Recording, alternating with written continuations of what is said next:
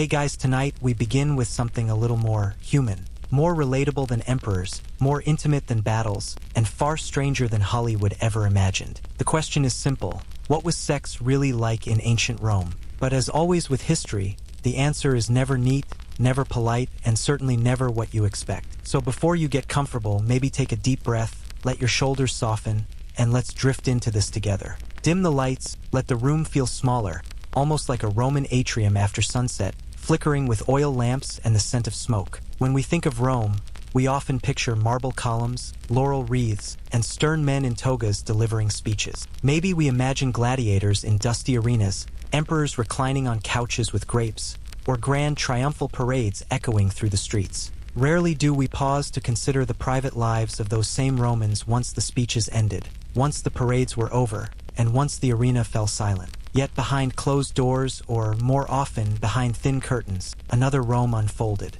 One of desire, scandal, awkwardness, and yes, plenty of hypocrisy. But first, a truth worth remembering. The Romans were not like us. Their idea of intimacy was tangled in power, hierarchy, and a worldview that saw no contradiction between stern morality in public and wild indulgence in private. To them, sex was not just pleasure, it was politics, dominance, status, and sometimes superstition. What you did in the bedroom, or in the bathhouse, or even at a banquet said something about your place in society. It revealed who had control, who submitted, and who pretended not to notice. Now, to set the scene, picture a Roman street at twilight. The noise of carts rattling over cobblestones, the smell of baked bread mingling with sewage, and the laughter of taverns echoing through alleys. Above, in cramped apartments stacked high like bird cages, families squeezed into rooms where privacy barely existed. Down below, in courtyards and dimly lit gardens, men and women negotiated desires with a frankness that would shock Victorians and perhaps embarrass even us. Intimacy was never far away,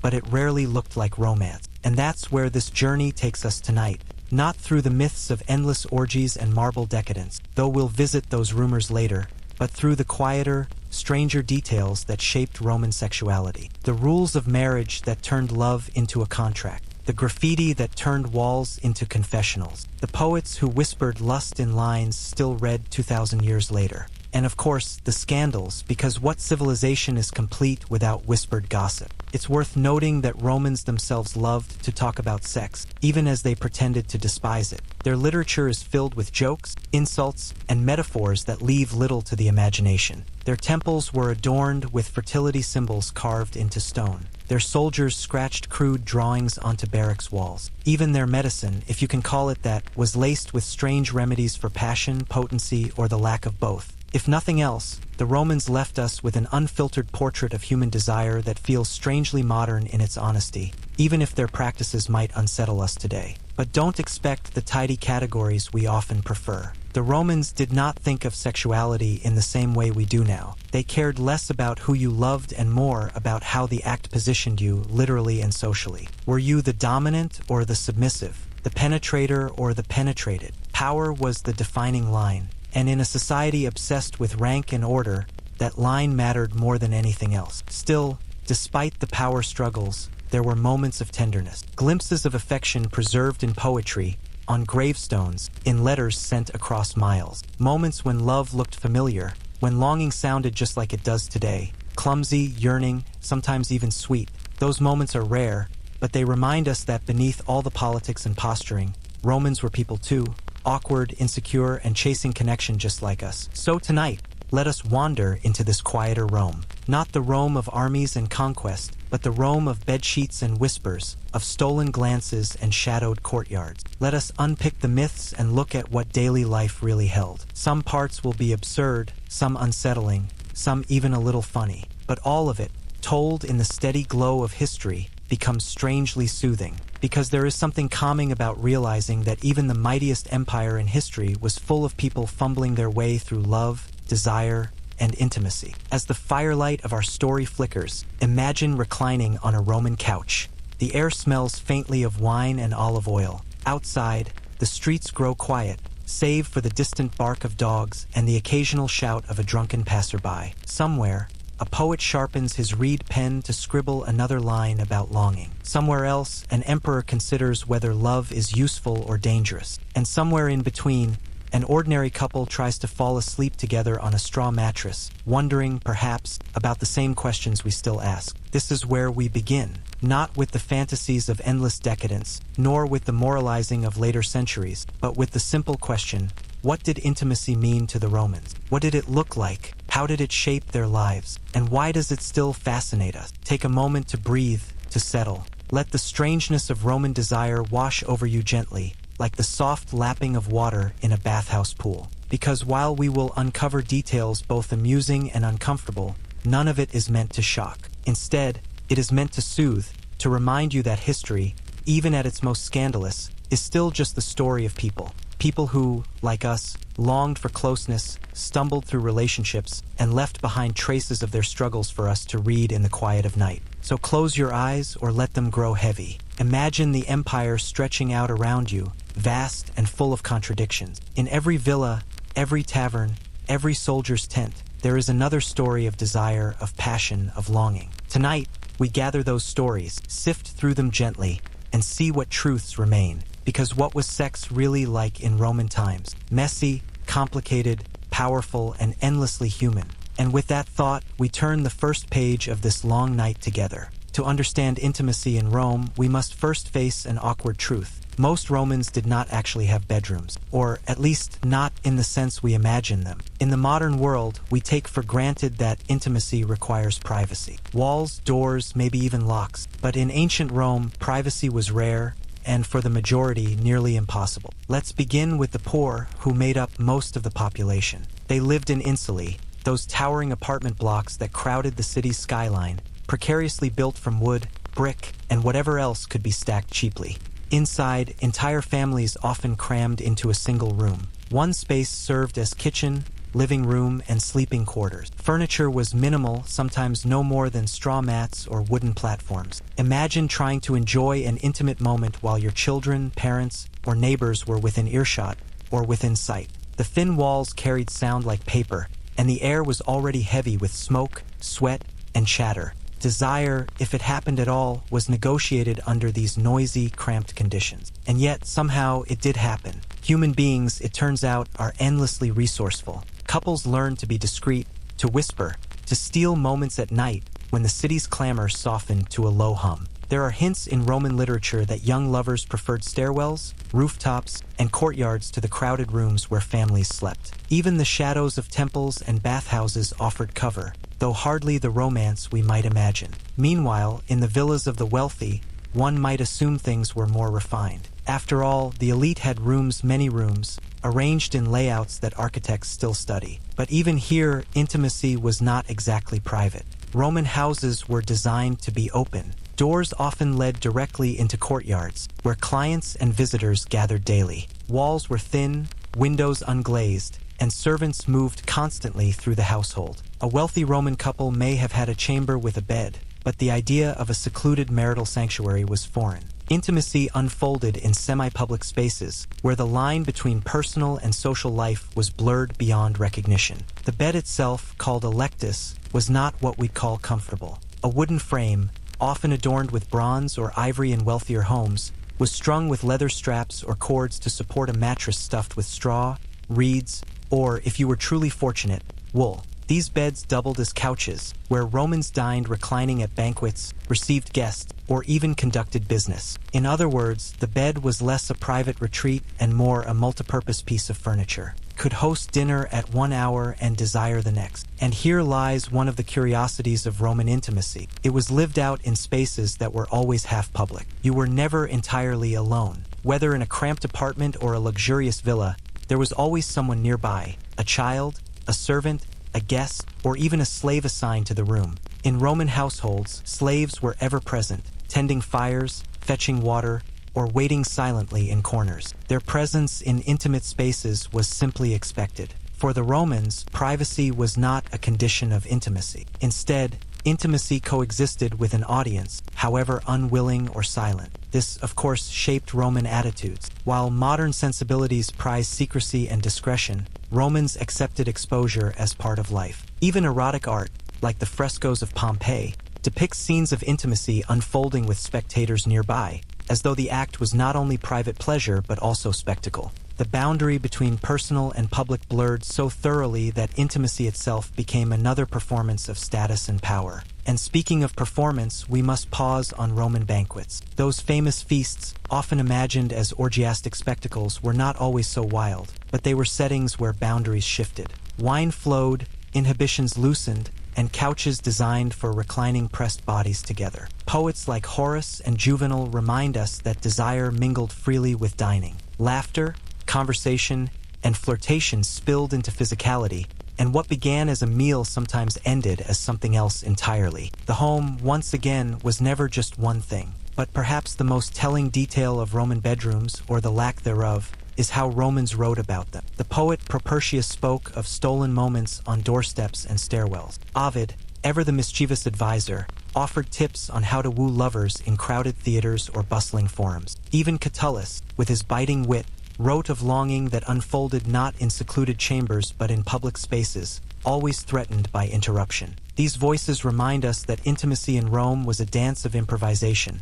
carried out in a city that rarely slept, rarely silenced itself, and rarely gave anyone time alone. Still, the wealthy could bend the rules. Emperors, for example, commanded palaces with sprawling suites. Yet even here, secrecy was elusive. Palace intrigue meant that the emperor's private affairs were never truly private. Whispers echoed through marble halls faster than any courier. Lovers, scandals, and betrayals became matters of public record, debated in the Senate and immortalized by historians. If anything, the powerful had less privacy than anyone else. Their bedrooms were stages upon which the dramas of empire unfolded. The poor, by contrast, were spared such scrutiny. Their desires were small, their moments fleeting, their stories unrecorded. But perhaps this gave them a kind of freedom, too. While emperors worried about reputation, ordinary Romans slipped into shadows, shared glances by lamplight, and carved crude graffiti into walls to mark their passions. In Pompeii, one finds these etchings everywhere. I screwed the barmaid. Celadus the gladiator is the delight of the girls. Bold, vulgar, and oddly touching, these inscriptions show us intimacy as lived by the masses, not polished poetry, but raw confession. So what do we make of these Roman bedrooms, or their absence? On one hand, intimacy was stripped of the trappings we associate with it today. No scented candles, no locked doors, no promise of quiet solitude. It was noisy, crowded, improvised. And yet, perhaps because of this, it was more woven into daily life. Romans did not separate desire from routine. It lived in kitchens, in courtyards, in stairwells, in banquets. It belonged to the same world as bread, wine, and laughter. Imagine now drifting into that world. You are lying on a straw mattress in a cramped apartment. Your neighbor snores on the other side of the wall, and the city hums endlessly outside. You feel the warmth of another body beside you, fragile in its fleeting privacy. Or perhaps you are in a villa, reclining on an ornate lectus while footsteps echo down the hall, knowing that any moment a servant might appear. Desire in Rome was never silent, never sealed away. It was always part of the noise, the movement, the interruptions of life. And yet, in its own way, that makes it strangely comforting. Because despite the lack of privacy, despite the awkwardness, Romans still found intimacy. They still sought it, celebrated it, laughed about it, and sometimes wept over it, just as we do. So as we leave behind these crowded rooms and open courtyards, remember this: Roman intimacy was not hidden in shadows, but lived in the open. And in that openness, we see a reflection of something timeless, the persistence of desire, even when the walls are thin. When you picture intimacy in ancient Rome, your mind might naturally conjure up something faintly elegant: candles flickering in the corners of marble chambers, perfumed oils warming in bronze bowls, silk sheets fluttering in the breeze from a painted fan. A cinematic romance fit for emperors, philosophers, and poets. The reality, though, was rarely so well orchestrated. For most Romans, the bedroom, as we think of it today, did not exist. In fact, the Latin word cubiculum, literally a lying down place, was more often a multipurpose room than a sanctuary of passion. Houses were small, crowded, and noisy. Families shared spaces with servants, slaves, and in poorer homes, sometimes even animals. Privacy was an elusive dream, not a guarantee. Imagine, for a moment, trying to have a tender moment while the next room echoes with clanging pots, crying infants, and someone loudly complaining about bread prices. It was less romantic and more practical. Even in grand villas, intimacy wasn't always about slipping away behind closed doors. Roman architecture encouraged openness, atriums, courtyards, shared dining areas. The cubiculum might be nothing more than a small alcove with a bed crammed against the wall, draped with rough linen, perhaps guarded by a thin curtain if you were lucky. Intimacy unfolded not as a grand performance, but as another ordinary function of life, like eating dinner or airing laundry. Now, you may wonder, wasn't sex sacred in Rome?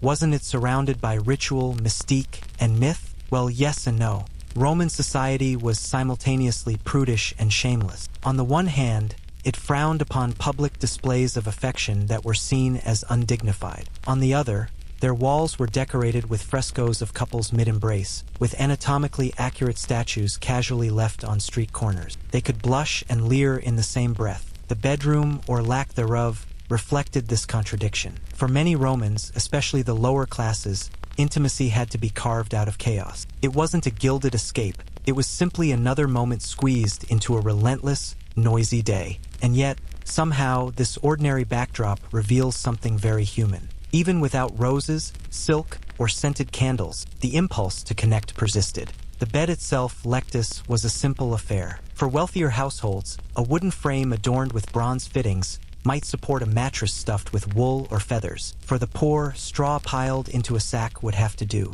These beds doubled as couches, benches, or seats for conversation. A visitor might unknowingly sit where the master of the house had shared his most private moments the night before. Boundaries between public and private were thin, sometimes invisible. This lack of separation extended into Roman morality. Consider the graffiti of Pompeii, scratched into the plaster of taverns and bathhouses, some tender, some crude, but all boldly unashamed. Lovers carved their triumphs into stone, and scorned spouses left behind biting insults. It was as though intimacy wasn't simply private. It was a communal, shared story, one everyone was free to watch and, sometimes, to judge. Slavery complicates this story further. In wealthier households, enslaved people were expected to manage every detail of life, including the most intimate ones. They cleaned the rooms, carried the oils, and sometimes were drawn directly into their master's private activities, willing or not. For them, the Roman bedroom was not a place of sanctuary but of servitude.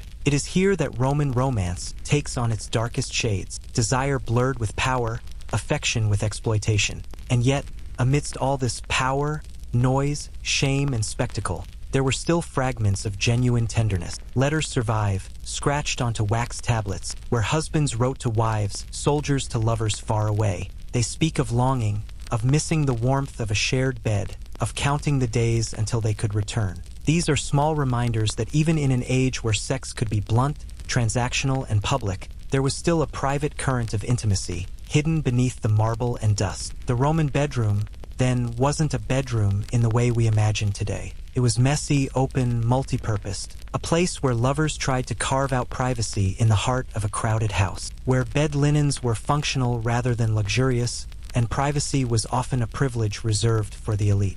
Yet, in its own way, it was deeply human. The Romans did not wrap intimacy in layers of sentimentality, nor did they tuck it neatly behind bedroom doors. Instead, it spilled into daily life, into graffiti, frescoes, and whispered stories passed down the street. This openness may strike us as shocking, or perhaps even liberating. But either way, it reminds us of a truth. Humans have always been fumbling, awkward, and endlessly creative when it comes to making space for desire, no matter how inconvenient the architecture. So, if you were to step back into ancient Rome and seek the privacy of a bedroom, you might be sorely disappointed. More likely, you'd find yourself sharing a crowded cubiculum with thin walls, thin sheets, and an even thinner concept of secrecy. And yet, perhaps, in its own imperfect way, that messy intimacy feels more real than any marble chamber could ever provide. If you were to wander into a Roman market, past the stalls of olives, figs, and questionable fish sauce, you might eventually catch a different kind of scent,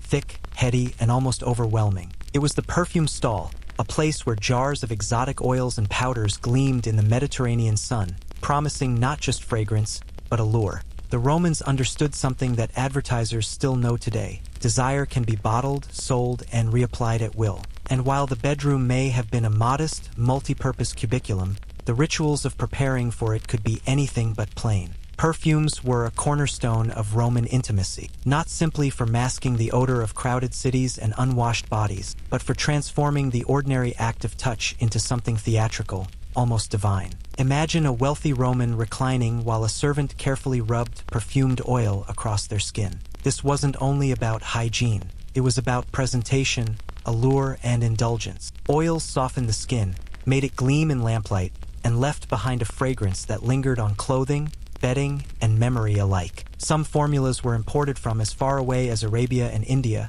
Spices, myrrh, and cinnamon carried along desert caravans and across the sea, destined to be dabbed on temples and, eventually, temples of flesh. But, as with all Roman luxuries, there was a hierarchy. Not everyone could afford exotic ointments sealed in carved alabaster jars. The poorer classes might rely on simple olive oil, sometimes mixed with herbs or cheap resins. Olive oil, in fact, was the workhorse of Roman life, cooked with, burned for light, smeared on the body, scraped off in baths, and yes, pressed into service in moments of intimacy. Affordable, available, and endlessly versatile, it was perhaps the most Roman aphrodisiac of all. The connection between oil and intimacy went beyond mere scent. To the Romans, oiling the body was a kind of sensual ritual. It was a process of touch, sliding hands over arms, backs, and legs, turning skin into something supple and alive. Even the great Roman bathhouses, with their hot pools and echoing marble chambers, were spaces where this tactile culture flourished.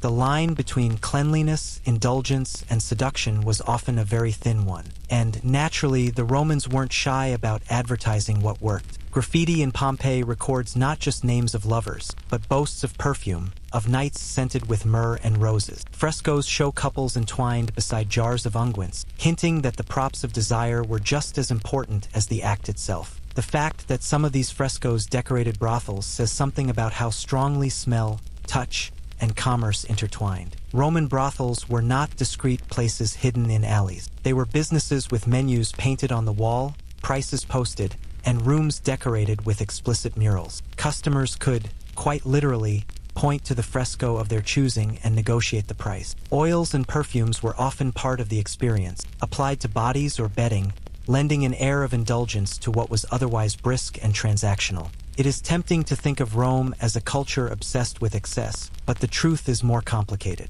While elites drenched themselves in spices imported at great cost, philosophers like Seneca raised their eyebrows at such extravagance. He criticized those who seemed to reek of cinnamon and saffron, arguing that true virtue smelled of nothing at all. For him, a man perfumed like a banquet hall was already halfway to corruption. Still, despite moralists' protests, the perfume trade thrived. Rome's appetite for imported luxury fueled entire industries. Merchants grew rich importing rare resins from Arabia, roses from Egypt, saffron from Cilicia. The very act of wearing these scents became a kind of silent language, announcing wealth, status, and availability without a single word spoken. But there is another layer to all this, one both tender and practical. Scent lingers. A perfumed sheet carries the memory of who once lay upon it. A tunic that smells of myrrh hints at stolen evenings and whispered promises. To Romans, who lived in crowded homes and rarely enjoyed privacy, smell may have been one of the only ways intimacy could leave a trace behind. A reminder,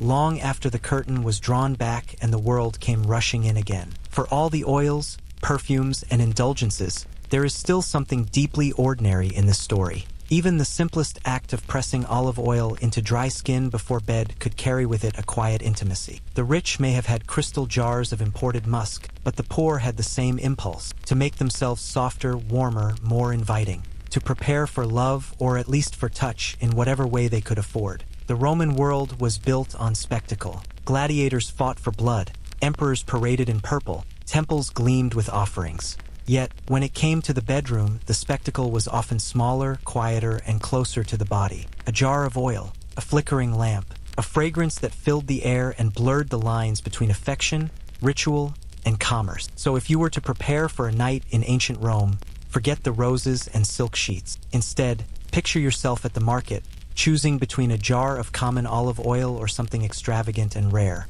Imagine pouring it carefully into your hand, warming it, smoothing it across your skin. No perfume sold at a luxury counter, no sleek glass bottles, just the heady richness of herbs, resins, and oils carried across deserts and seas. This was Roman romance, fragrant, tactile, practical, and at times, indulgently excessive. It did not require privacy or silence or candlelight, only skin, oil, and the unshakable Roman belief that everything, even desire, could be enhanced, advertised, and improved upon with just the right touch. For all their indulgence in oils, perfumes, and frescoes that left very little to the imagination, Romans also lived under the weight of laws, traditions, and social expectations that dictated what intimacy should look like, and perhaps more importantly, who should be allowed to participate in it. Marriage in Rome was not just a personal union, it was a political and economic contract, one woven together by family ambition, dowries, and the careful preservation of status.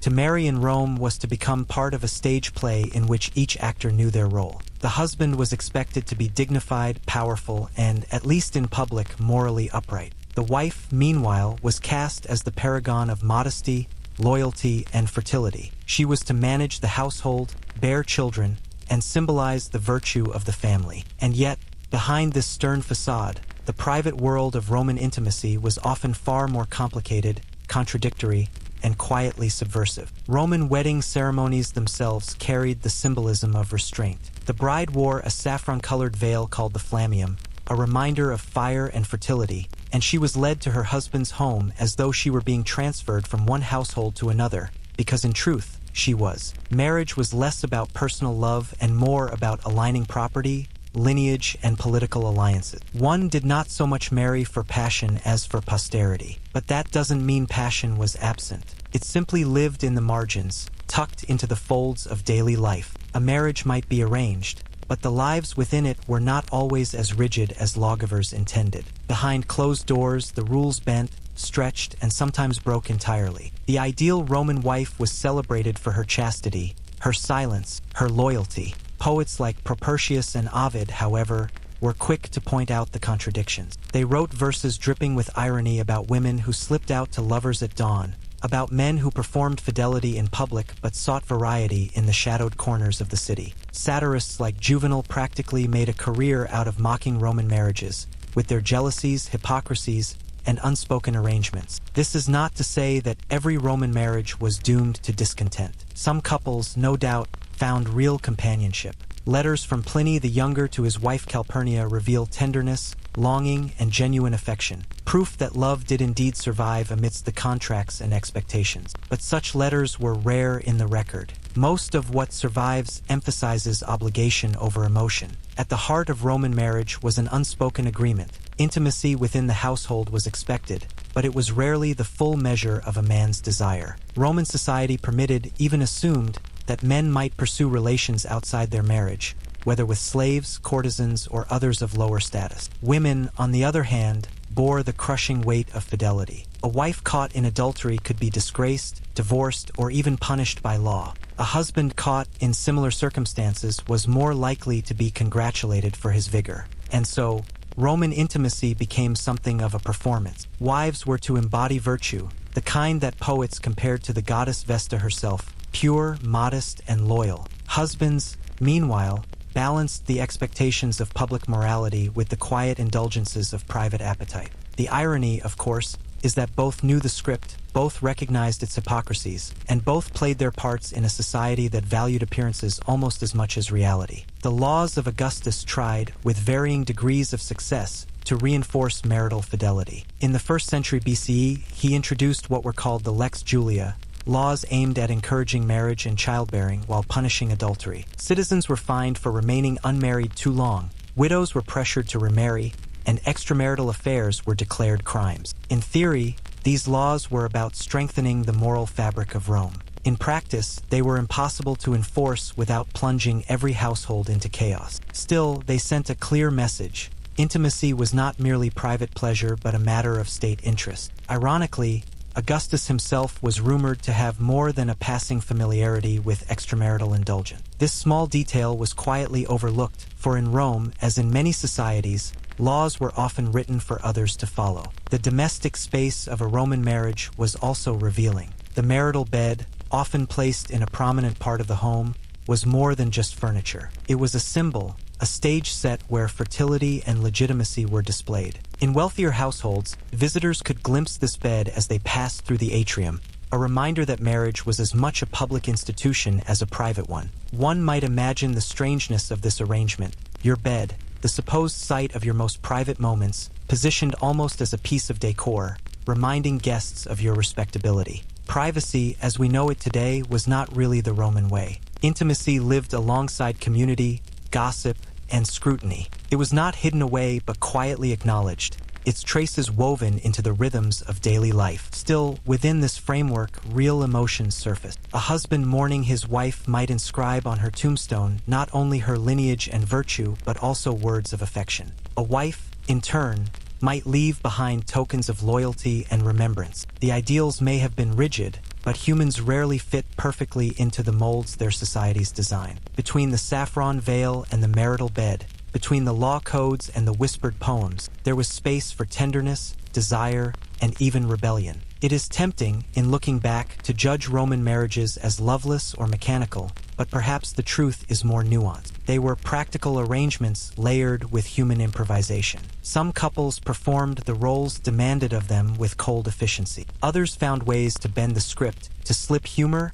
affection, and passion into the cracks of duty. The performance of intimacy was never uniform, never one-size-fits-all. It was, like most things Roman, a blend of spectacle and subtlety. And so, when we ask what intimacy was really like in Roman marriages, the answer is complicated. It was both constrained and indulgent, both public and private. It was saffron veils and dowries, but also whispered affection and hidden affairs. It was law and morality, but also poetry and longing. Above all, it was deeply human, messy, imperfect, and endlessly adapted to the realities of daily life. In a society where gladiators fought for the crowd's entertainment and emperors were deified, it is striking that the most ordinary part of life, marriage, remained a stage upon which Romans rehearsed the same contradictions we know today. Fidelity and desire, obligation and love, the need to be respectable and the urge to be free. The Romans may have built aqueducts, roads, and empires, but in their marriages,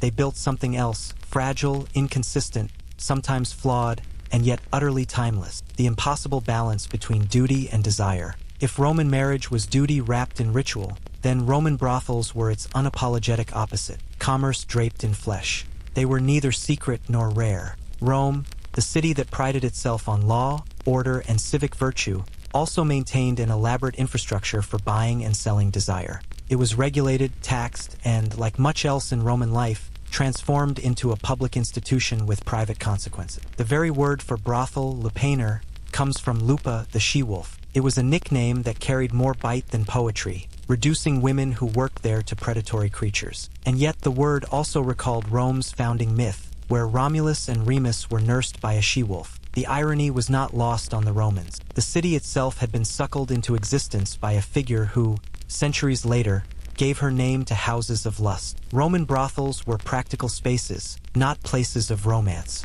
Archaeological remains in Pompeii offer a rare glimpse. Small, windowless rooms lined narrow corridors. Stone beds, still visible today, were once covered with straw mattresses. Faded frescoes adorn the walls, not just decorative but also functional, like menus advertising what was available inside. If one were feeling uncertain about how to conduct oneself, the art provided instructions. Subtlety was not part of the design. The locations of brothels were hardly concealed. They stood near taverns, markets, and bathhouses, tucked into the everyday flow of city life. The sounds, the smells, the exchanges, they belonged to the same rhythm as buying bread, gambling dice, or arguing politics. Rome did not hide its brothels behind dark alleys. Instead, it integrated them into the civic landscape as ordinary as any other shop. Patrons were diverse, soldiers on leave, merchants passing through, young men flush with inheritance, even senators who would never publicly admit their presence. Each found their way into these narrow rooms. The transactions were quick, often crude, and very rarely about intimacy in the emotional sense. Desire here was stripped of pretense, reduced to coin, body, and brief encounter. The women, and sometimes men, who worked in brothels carried the stigma of infamy. Once registered with the state as prostitutes, a process that involved declaring one's status to officials, they lost the protections of respectability forever. They could not marry into honorable families, could not claim the same rights as citizens, and could not escape the label once it had been attached. Roman law was clear. One might leave the brothel physically, but socially, one never left it at all. Still, brothels filled a vital role in Roman society. They were safety valves for male desire, places where urges could be satisfied without disrupting the facade of respectable marriages. They were also steady sources of tax revenue. The Roman state, practical as always, recognized that if something could not be abolished, it might as well be monetized. And so, prostitutes paid taxes like any other worker. Desire, it turned out, was just another commodity in the imperial economy. Moralists wrote with predictable disdain. Philosophers decried the cheapening of human connection. Poets ridiculed men who spent too much time in dimly lit cubicles. Yet their critiques were laced with a certain resignation, as though they knew the institution could never truly vanish. Brothels, like hunger, were inevitable. One can imagine the atmosphere. The dim flicker of oil lamps against stone walls, the hum of voices negotiating prices, the laughter of drunkards stumbling in from a tavern next door. Perhaps even the faint strains of music drifting from a flute, masking the otherwise transactional nature of the act. For all their squalor, brothels were woven into the sensory fabric of Roman nights. And yet, behind the mechanics of commerce, there was suffering. Many prostitutes were slaves, sold or forced into the trade by their master. They had no choice, no profit, and no escape. Their bodies became currency, their lives reduced to labor under the guise of pleasure. Others were freed women who turned to prostitution out of necessity, caught between poverty and survival. The irony of Roman civilization, building aqueducts to carry water for miles, constructing roads across continents, debating philosophy in marble forums, was that it still relied on such brutal exploitation within its own neighborhoods. But the brothel was not the only site of sex for hire. Taverns doubled as informal meeting places for prostitutes. Bathhouses, with their mingling of bodies and steam, provided opportunities for discreet arrangements. Even doorways and street corners could serve as venues. The boundaries between public space and private desire blurred in Rome,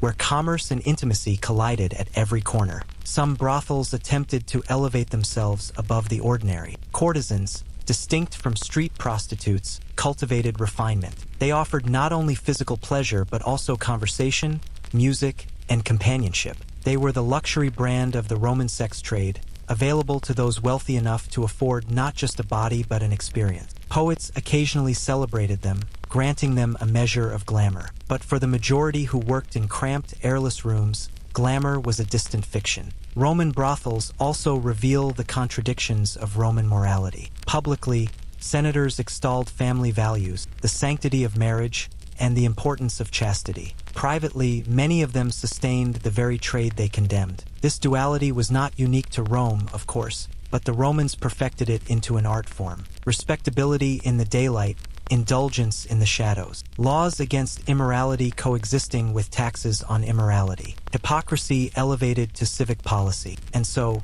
brothels thrived, tolerated not because they were admired, but because they were useful. They relieved tensions, satisfied appetites, filled coffers, and kept the fragile balance of Roman society intact. They were necessary in the same way sewers were necessary, unpleasant to contemplate, but indispensable in practice. Archaeology gives us only fragments, worn thresholds where countless feet entered, crude graffiti scratched into walls, faded paintings of couples frozen in perpetual embrace. These remnants whisper of thousands of untold stories, brief encounters that left no record except in the wear of stone and the smear of pigment. The voices of the workers themselves are almost entirely absent. We know them only through the complaints of moralists, the jokes of poets, and the silence of history. And yet, if one listens closely, the brothel speaks. It tells us that Rome, for all its grandeur, was sustained not only by emperors and legions, but also by the hidden labor of its most marginalized. It reminds us that desire,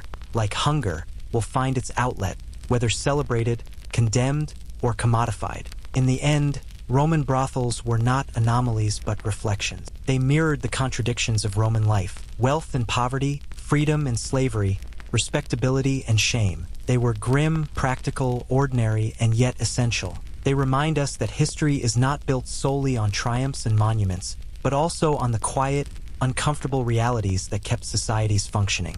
To walk through the ruins of Pompeii's Lupanar today is to feel that tension still. The stone beds are cold, the frescoes faded, the walls silent, but the echoes linger. A commerce of bodies, a theater of necessity, If you imagine love in ancient Rome as candlelit banquets with delicate poetry and a jug of wine between two starry-eyed lovers, you are not entirely wrong. But you are also not entirely right. Yes, Romans adored their wine, their feasts, and their attempts at sophisticated charm. But a banquet in Rome was as much about hierarchy, status, and power as it was about passion. To be invited to a dinner party was not necessarily a sign of affection. It was often a calculated gesture, one that displayed where you ranked in the complex ladder of Roman society. For men of status, hosting a banquet was less about pleasing the palate of their guests and more about advertising themselves. The food, the entertainment, and the conversations all revealed one's refinement, or lack thereof. And yes, occasionally these banquets offered opportunities for romance. Not always subtle romance, mind you.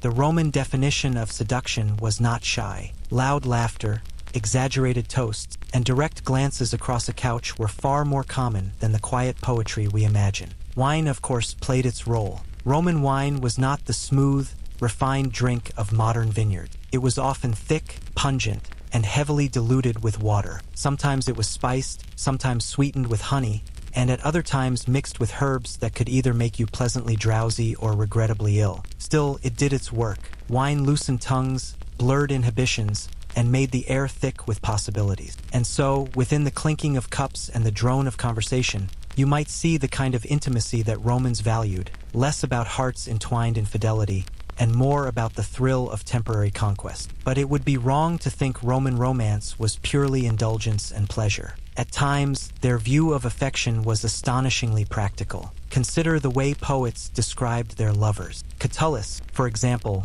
wrote of Lesbia with the intensity of obsession, swinging between devotion and bitterness. Ovid, on the other hand, offered entire guides on seduction like his Ars Amatoria, The Art of Love. This was not love as we often define it, but rather strategy, performance, and wit.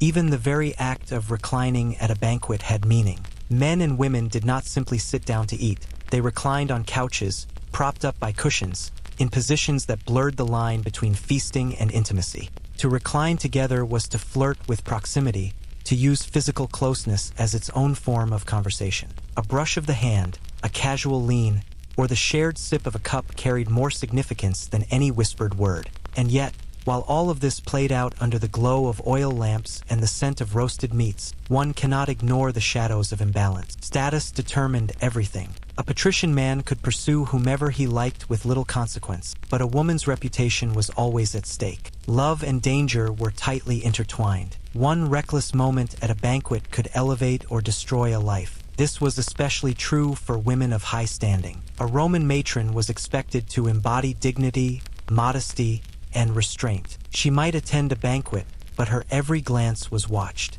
Any hint of impropriety could ripple outward, damaging her husband's honor and her family's reputation. And yet, the very rules that sought to constrain women also made them the silent focal points of desire. Their presence at these feasts added layers of tension, as men played out their strategies of seduction with both boldness and caution. It is perhaps here that we find the paradox of Roman intimacy. On the one hand, their banquets celebrated indulgence, wit, and pleasure. On the other, they carried the weight of social expectation and the danger of scandal. To fall in love, or even to fall into temptation, was never a private matter. It was an act that reverberated through the entire room, an act that others watched, judged, and remembered. And then, of course, there were the professional entertainers. Dancers, musicians, and courtesans mingled in the atmosphere of wine and laughter.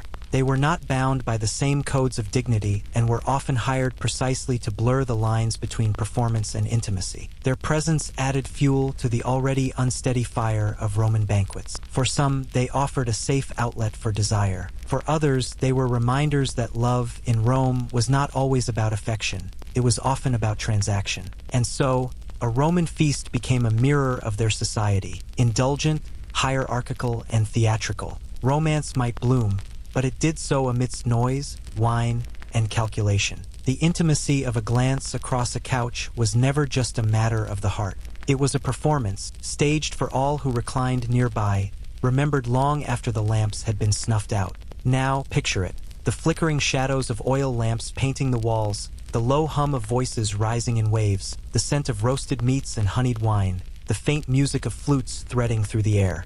Reclining figures draped in linen and wool, cups passing from hand to hand, laughter rising at one corner, whispered secrets exchanged at another. This was Roman love at the banquet, messy, public, and drenched in both pleasure and consequence. And if you think this is the height of romance, you might pause to consider whether you'd actually enjoy it. After all, in a society where nothing was private and everything was judged, the act of falling in love might have been as exhausting as it was thrilling. And yet, perhaps this is what makes it so captivating. Beneath the excess, beneath the status games, and beneath the noise of it all, there remained something deeply human. The simple desire to connect, to be noticed, to be desired. Even in the grand dining rooms of Rome, amidst their spiced wine and scandal, the same yearning we carry today flickered quietly, fragile, and eternal. If you were to ask a Roman what marriage was truly about, they might not answer with words like love or companionship. Instead, they would speak of alliances, households, heirs, and property. Marriage in Rome was less about passion and more about practicality. And yet, within this highly structured institution, desire and fidelity, or rather, the lack of it, wove themselves into daily life with all the subtlety of a toga dragged through a muddy street. The Romans had two primary models of marriage. The first, called cum manu, placed the wife directly under the authority of her husband. She became, legally, almost like a daughter to him, absorbed into his household and entirely severed from her father's line. The second, sine manu, allowed the wife to remain under her father's legal authority, even while she lived with her husband. This second model became increasingly common as Rome advanced, and it offered women slightly more independence in theory, though in practice, independence was always limited by the invisible net of reputation and social expectation. For the Roman elite, marriage was first and foremost a business contract. Wealthy families married to consolidate power, cement alliances, or increase their property. A daughter might be handed off to a husband decades older than her, not because of affection, but because it suited the political ambitions of her family. A husband, in turn, might welcome her not as a companion, but as a means of producing legitimate heirs to carry on his name. And yet, even in this environment of cold calculation, affection sometimes bloomed. Ancient writers mention couples who truly cared for one another, who exchanged letters filled with tenderness, who grieved sincerely when one died before the other. But it was never assumed that marriage would naturally provide such intimacy. Marriage was a duty. Love was a fortunate accident. And what of fidelity? The Roman standard was flexible. A husband was not generally expected to remain faithful to his wife. As long as he did not pursue women of high standing, he could seek companionship elsewhere with relatively little scandal. Mistresses, courtesans, or even enslaved women often filled this role. A wife, however, was held to a much stricter standard. Her fidelity was not just about personal loyalty, but about ensuring that her husband's heirs were truly his. Adultery by a wife could shatter reputations, disrupt lineages, and unleash scandal that spread like wildfire through Roman society. The double standard was built into law itself. Under the Lex Julia de Adulterius, passed in the reign of Augustus, women found guilty of adultery could be punished severely, sometimes even banished. Husbands, meanwhile, were given broad leeway. The law claimed to protect the moral fabric of Rome, but in truth, it primarily protected male honor and inheritance rights. It is here that Roman marriage reveals itself as both highly organized and deeply unfair. A woman was expected to embody chastity, modesty, and loyalty. Her husband was expected to manage the household, the finances, and, if he so chose, his extracurricular pleasures. But within this framework of duty and hypocrisy, the human heart still made itself known. Romans told stories of loyal wives who followed their husbands into exile, of widows who refused to remarry out of devotion, of men who genuinely mourned their partners. There are epitaphs carved into stone that speak of true partnership, of laughter shared, of daily life treasured. Behind the machinery of Roman law and expectation, affection survived like a candle in a drafty hall. Still, one must not idealize. Marriage in Rome could be transactional to the point of absurdity. Divorce was shockingly common, at least among the elite. The process was relatively simple. Either partner could initiate it, and often did. A marriage might end because the political alliance it represented no longer suited the ambitions of either family. A husband might dismiss a wife to marry one whose dowry was more appealing. A wife might leave a husband who had lost his wealth or influence. In such cases, affection was not the deciding factor. Practicality was. The Romans, in their own ironic way, did not see this as a failure of marriage. To them, marriage was never about eternal love. It was about circumstance. If circumstance changed, so too might the arrangement. This is why Roman poets loved to mock the institution. Juvenal, in his biting satires, portrayed wives as unfaithful, greedy, or unbearable. Ovid, ever the teacher of seduction, hinted that married women were among the most enticing targets precisely because of the risks involved. Even Cicero, the great statesman, was known to treat his marriages with a level of calculation that seems more suited to a political treaty than a union of hearts. Yet, despite the mockery, despite the divorces, despite the hypocrisy, marriage remained the backbone of Roman society. It created households, it produced heirs, and it maintained the illusion of order in a city that thrived on spectacle and chaos. Picture a Roman wedding, and you will not see white dresses or vows spoken before an altar. Instead, imagine a bride draped in flame-colored veil, her hair braided in a style sacred to tradition, her body adorned with amulets against evil spirits. The ceremony was filled with ritual, the clasping of hands, the sharing of bread, the leading of the bride to her new home by torchlight. Neighbors would shout bawdy songs, as though to chase away bad luck with laughter. The marriage bed itself was consecrated with symbols, reminding all that this was about more than companionship. It was about the continuity of families, the perpetuation of Rome itself. There may have been affection in that procession. There may even have been nervous joy, but behind it all, there was duty. Marriage was never simply a private choice. It was an institution with consequences that reached far beyond the walls of a household. And so, when we speak of Roman marriage, we should not imagine it as purely cold or purely passionate. It was a strange hybrid of both, a system built on alliances and heirs, layered with genuine moments of tenderness, but shadowed by inequality and double standards. Love, when it appeared, was almost accidental, a surprising guest at a feast meant to celebrate something else entirely. Perhaps this is why Roman marriage fascinates us. It shows us that love can survive even under the weight of obligation, but it also reminds us how fragile it can be when reduced to a legal contract. For the Romans, fidelity was often optional, devotion often secondary, but the institution endured. Not because it was romantic, but because it was necessary. And maybe, when you think of the red veil, the torchlit procession,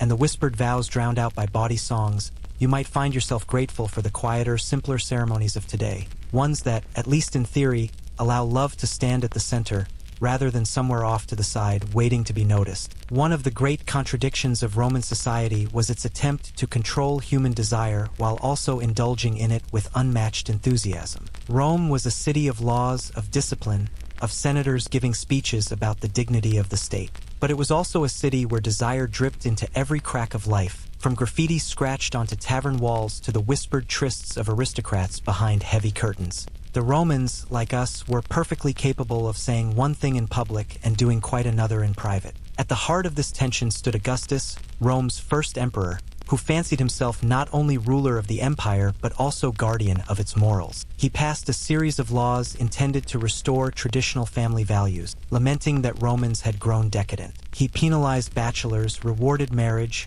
and, with a touch of theatrical severity, cracked down on adultery. He even exiled his own daughter, Julia, for her notorious affairs. Augustus wanted Rome to appear virtuous. He wanted the city to project an image of discipline, rooted in old values. But the streets of Rome told a different story. Graffiti from Pompeii, preserved under volcanic ash, gives us glimpses of ordinary Roman appetites, scrawled in blunt, unpolished phrases. I had a good time with the barmaid. Successus loves Iris, the slave of the innkeeper. If anyone sits here, let him read this and laugh. May he be happy with his girl. Some inscriptions are tender, some are crude, but all reveal that desire was far less discreet than Augustus might have hoped. Public baths were another space where decorum and indulgence collided. On the surface, they were places of hygiene, socializing, and relaxation. But the mingling of bodies in warm water, the conversations in steam-filled rooms, and the availability of attendants made them fertile ground for encounters that ranged from innocent flirtation to something much more.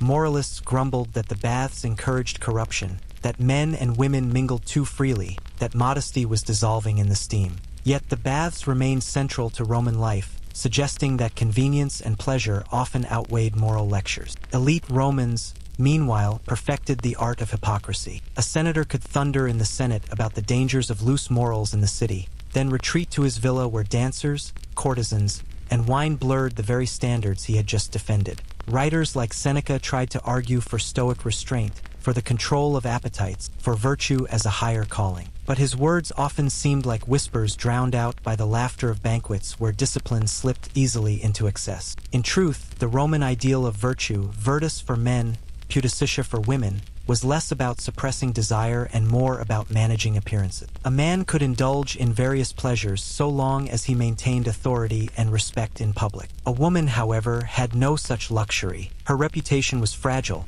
constantly scrutinized, and a single rumor could stain her family's honor.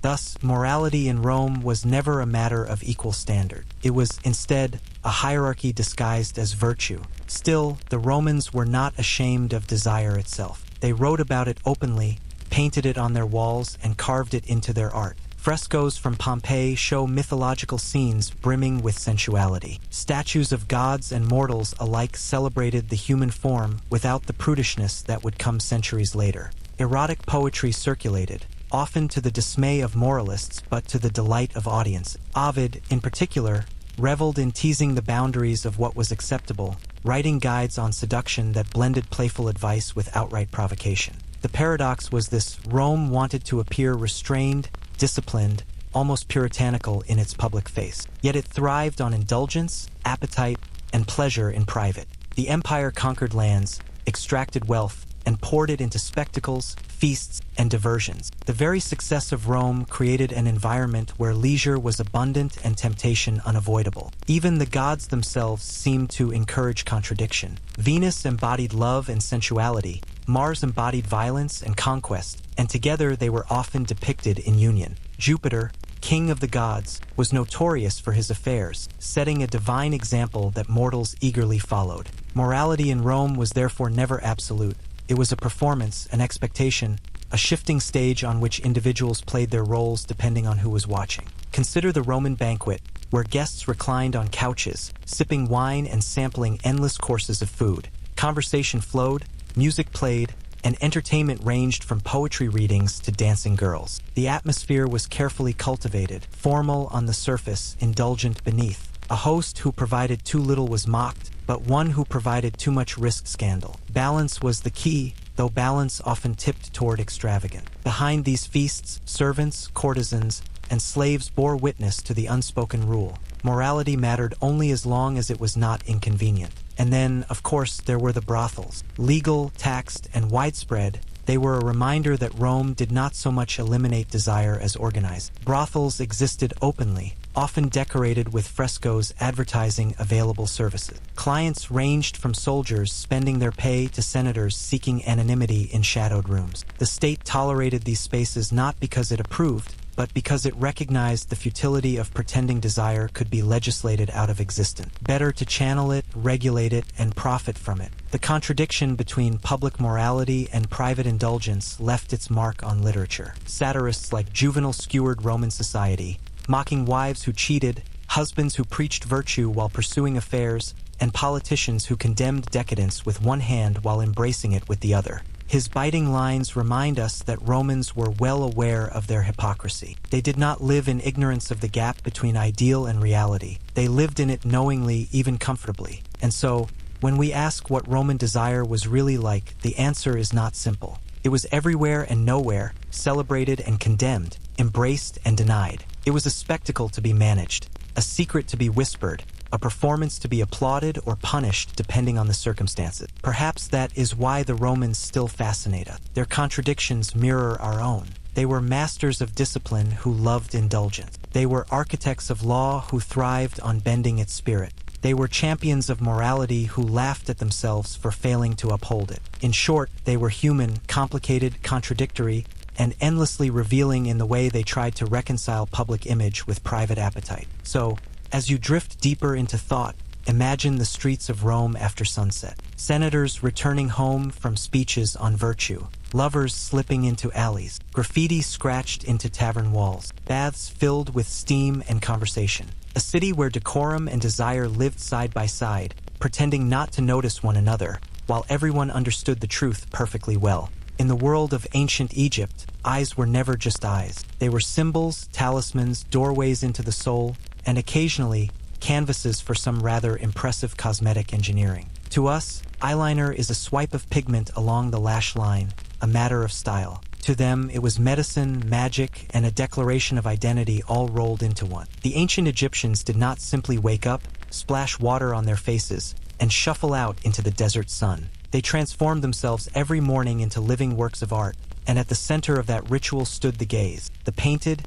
elongated, mesmerizing eyes that still stare at us from temple walls, statues, and fragments of papyrus. The substance that made this possible was coal. But unlike the sleek plastic tubes that line the aisles of modern beauty stores, Egyptian coal was a mixture of crushed minerals, most notably galena, a dark lead ore, and malachite, a green copper carbonate. When ground into fine powders and mixed with oils or animal fat, these minerals produced a paste that could be applied around the eyes. It was not only striking in appearance, but also practical. The dark pigments reduced glare from the desert sun, functioning as the world's earliest pair of sunglasses, though significantly more stylish than anything you'd find at a roadside gas station. But the Egyptians were never satisfied with practicality alone. Their world was layered with symbolism, and pigment was no exception. Black coal, with its smoky allure, was linked to protection. It was thought to ward off evil spirits, particularly the malevolent evil eye that might curse someone with illness or misfortune. Green malachite, by contrast, was associated with fertility, renewal, and the life-giving power of vegetation along the Nile. To line one's eyes in green was to align oneself with rebirth and the regenerative cycles of the world. In short, the Egyptians managed to turn the morning beauty routine into an act of cosmic significance. This, of course, meant that everyone participated: men, women, rich, poor, even children. Statues of pharaohs show them with almond-shaped eyes rimmed in black, elongated toward the temples in that unmistakable Egyptian line. Nobles and officials followed suit, their sarcophagi painted with the same eternal gaze. Even peasants, whose lives were otherwise spent toiling under the sun, found time to apply simple lines of coal. To go without was not a mark of humility but of neglect, almost as though one had left the house without clothing. Beyond the aesthetic and the magical, there was also the matter of health. Modern analysis of ancient coal has revealed that the lead salts in galena may have actually stimulated the production of nitric oxide in the skin,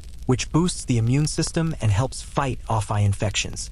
In a land where sandstorms, flies, and dirty water were constant threats, this was more than cosmetic flair, it was survival. The Egyptians, whether knowingly or by accident, had created a beauty product that doubled as medicine. Today, we like to imagine that our own cosmetics are advanced, engineered in sterile laboratories, but it turns out 4,000 years ago people were already lining their eyes with science, albeit science that came with a touch of lead poisoning on the side. The act of applying coal was itself a ritual. Small pallets, often made of stone or faience, were used to grind the minerals into powder. Tiny applicators, sometimes as delicate as carved ivory sticks, were dipped into the mixture and drawn carefully along the lash line. Wealthy households kept these tools in elaborate cosmetic chests, inlaid with ivory, gold, or even precious stones. Poorer families used simpler versions, but the motions were the same: the drawing of lines, the shaping of eyes, the transformation of the face into something that belonged not only to the mortal world,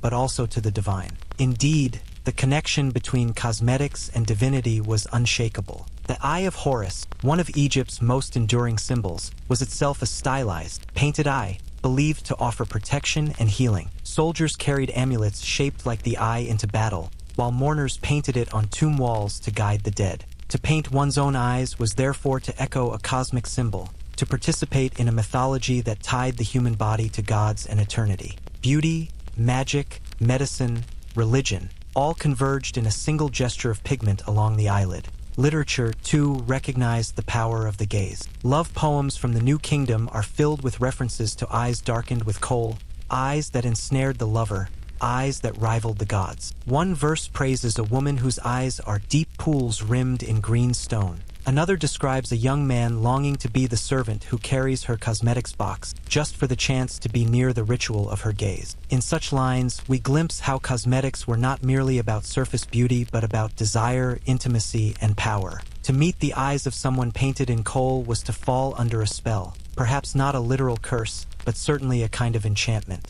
The power was not only romantic. Eyes rimmed in pigment carried authority. Pharaohs appeared in public rituals with heavily outlined eyes, their gaze magnified, their presence transformed into something larger than human. In frescoes, officials are depicted with the same sharp lines, their authority etched not only in their titles but in the way their eyes commanded attention. To apply kohl, then, was not vanity, it was politics. It was the construction of power through pigment. And yet, for all its grandeur, the act was deeply personal. In quiet chambers, women sat before polished copper mirrors, grinding their pigments, tracing their lines. Children watched their mothers and learned the motions. Men prepared themselves for festivals, for banquets, for work in the sun. Some days the lines smudged, some days the pigment cracked. These were not untouchable gods but people, fumbling with brushes, wiping mistakes, trying again. The painted eyes that we see today on statues and mummies are perfect because they were meant to be eternal. The reality, like ours, was surely more uneven, more human. And yet perfection was the goal. Death did not end the ritual of the gaze. Mummies were buried with cosmetic palettes, with coal jars, with tiny sticks for application, as though the afterlife too required proper eyeliner. Coffin lids were painted with elongated eyes, ensuring that the deceased could see forever. Even when flesh decayed, the gaze endured, preserved in pigment and stone, staring out across millennia. If you pause for a moment and picture it, the endless horizon of the desert, the glare of the sun, the shimmer of the Nile, it is not difficult to understand why the Egyptians made so much of the eye. Vision was survival, and to sharpen, protect, and beautify the eyes was both necessity and art.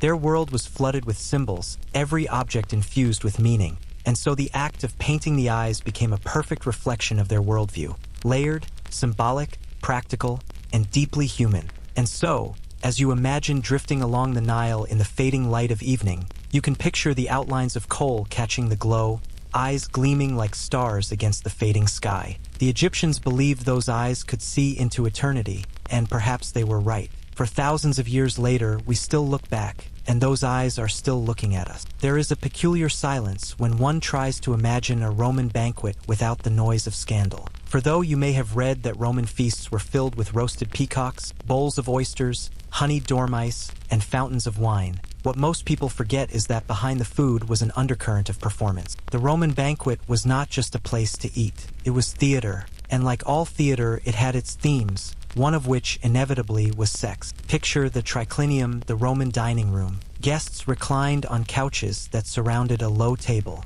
Men lay stretched on their left elbows, their sandals loosened, their robes falling casually open, while slaves drifted silently about, refilling goblets and clearing away dishes. These slaves, often young and carefully chosen, were not simply attendants. They were also part of the spectacle, adorned in thin tunics or sometimes little more than jewelry. To the Romans, the act of serving wine was itself charged with meaning, and desire was served alongside roasted pheasant. There are writers, Tacitus, Suetonius, and even Juvenal, who left us fragments of how such evenings dissolved into indulgence. A host might hire entertainers, musicians, or acrobats, but sometimes the entertainment was far less subtle. Courtesans, both male and female, drifted through the gathering like living ornaments, and the blurred line between guest and performer gave the banquet its reputation as a stage for decadence. The modern imagination often overstates these feasts, painting them as wild orgies every time. And while it is true that some parties did collapse into sprawling chaos,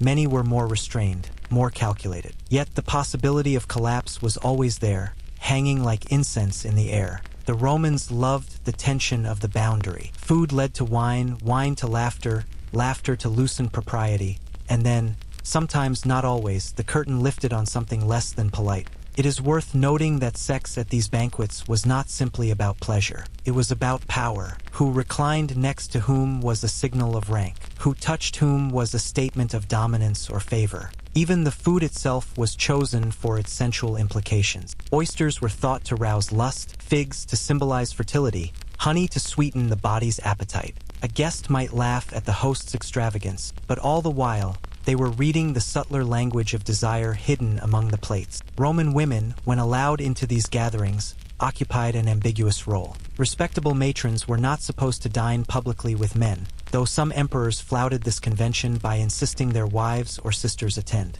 More often, it was courtesans, educated women trained in wit, poetry, and music, who were invited, for they could charm as easily with conversation as with beauty. They were not there merely to be seen. They were there to keep the air charged, to blur the line between performance and intimacy. Then there were the male favorites, the catamites and young companions, whose presence was both tolerated and celebrated, depending on the host. A Roman noble might boast of the beauty of his slaves as casually as he praised his silverware. To our modern ears, this sounds cruel, even horrifying. To theirs, it was simply the language of possession. Desire and property were bound together so tightly that one could hardly exist without the other. One story, told by Suetonius, describes how Emperor Tiberius hosted evenings on Capri, where guests were expected to play roles in elaborate sexual dramas. Whether exaggerated or not, the account shows how gossip magnified these banquets into symbols of corruption. The banquet was always a mirror of Rome itself, civilized on the surface, yet restless underneath,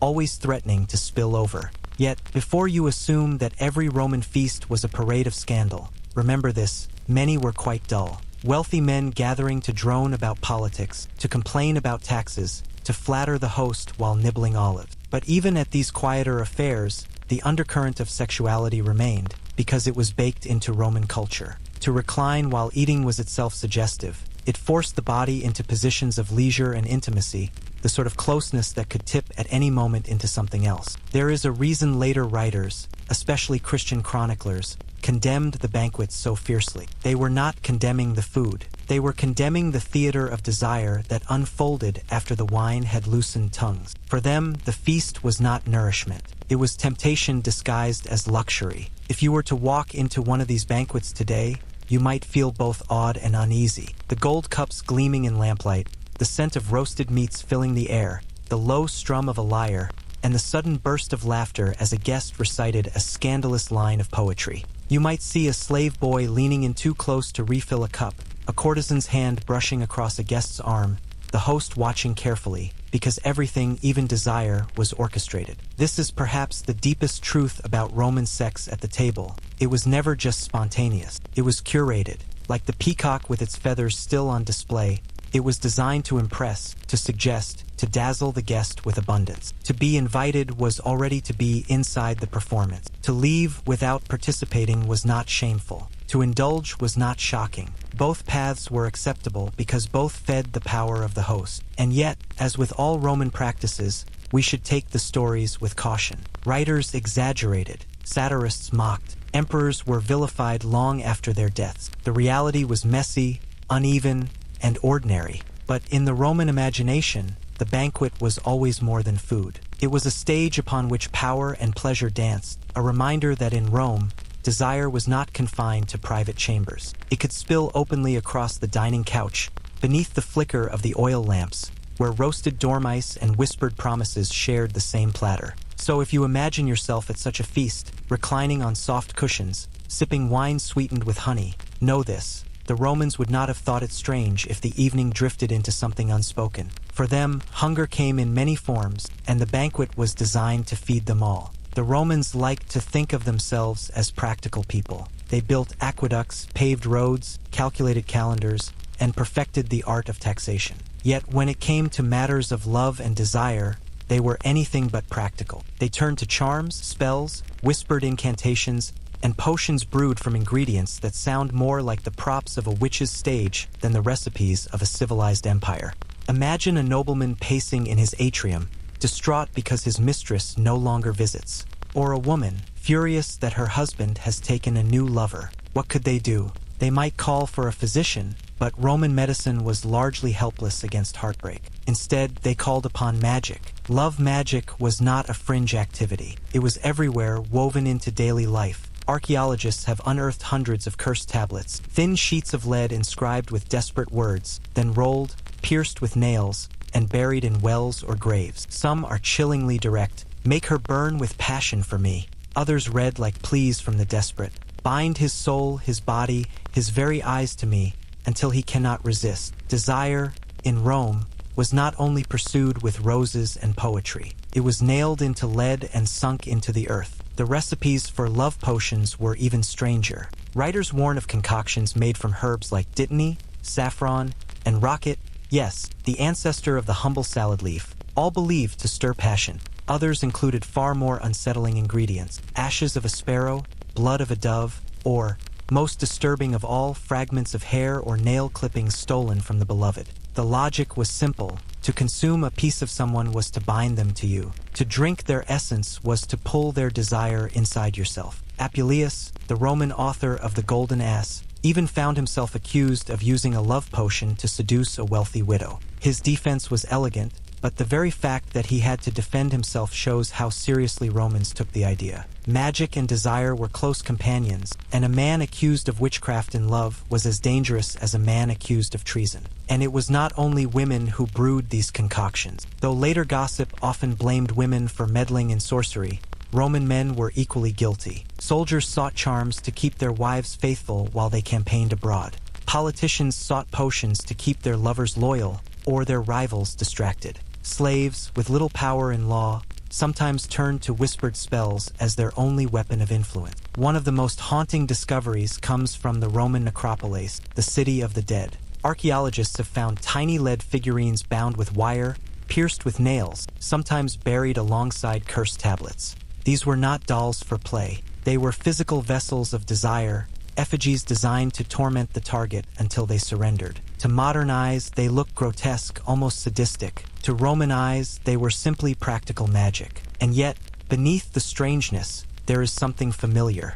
What is a love spell if not the ancient equivalent of an unanswered text? A desperate hope that someone will notice you, remember you, burn for you. The Romans were no different. They wanted control over the uncontrollable. They wanted formulas for the heart. They wanted recipes for lust. But magic had its dangers. Many Roman writers warned against the use of love potions, not for moral reasons but for medical ones. The mixtures could be poisonous. Too much saffron could induce madness. Too much cantharides, the infamous Spanish fly, could inflame the body to the point of death. It was the risk of playing with fire, quite literally. A sip of desire might taste sweet, but the aftertaste could be lethal. The Romans also believed in protective charms, talismans designed to repel unwanted love. A man might wear a phallus amulet carved from bronze or ivory, not only as a symbol of virility but as a ward against the evil eye. Women might tie knots in threads, whispering incantations to keep a rival's passion away from their husbands.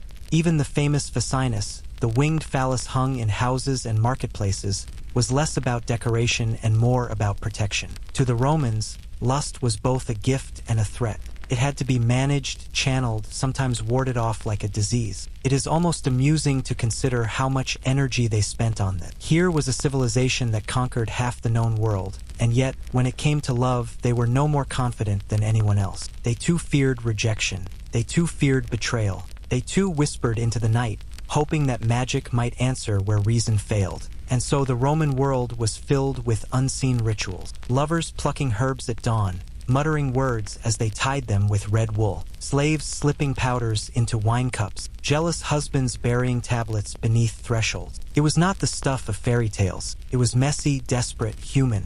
In the end, love magic did not guarantee success. No potion, however bitter, could truly bind another heart. Yet the Romans kept trying because the hope itself was intoxicating. And perhaps that is the real lesson, that sometimes the act of casting the spell was enough. It gave the illusion of control, the comfort of believing that desire could be summoned like lightning with the right words. So the next time you hear of Rome's grandeur, the marble temples, the triumphal arches, the legions marching across the world, remember also the quiet figure in the shadows, scratching words onto lead, folding it carefully, and burying it in the ground. Not for glory, not for empire, but for love or something that looked very much like it.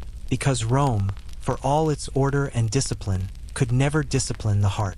And so they turned to magic, hoping it might succeed where even Caesar's armies could not. If there was one thing the Romans knew how to organize, it was commerce. Grain, wine, olive oil, and yes, pleasure. Sexual commerce in Rome was not hidden in alleyways or whispered about in shameful tones. It was everywhere, as common as bread and entertainment, and as regulated as taxes. Because in Rome, nearly everything was taxed. Prostitution was legal, public, and woven into the urban landscape. Brothels, or lupanaria, were marked by paintings or signs that left very little to the imagination. Some bore carved phalluses above the doorway, subtle as a hammer, signaling to passers-by exactly what business was conducted inside. These establishments varied widely. Some were dingy, cramped rooms barely large enough for a bed and a customer. Others were lavish, almost theatrical, decorated with frescoes of erotic scenes that left no ambiguity about the services available. And then there were the prices. For all the pomp of Roman wealth, sex could be remarkably cheap.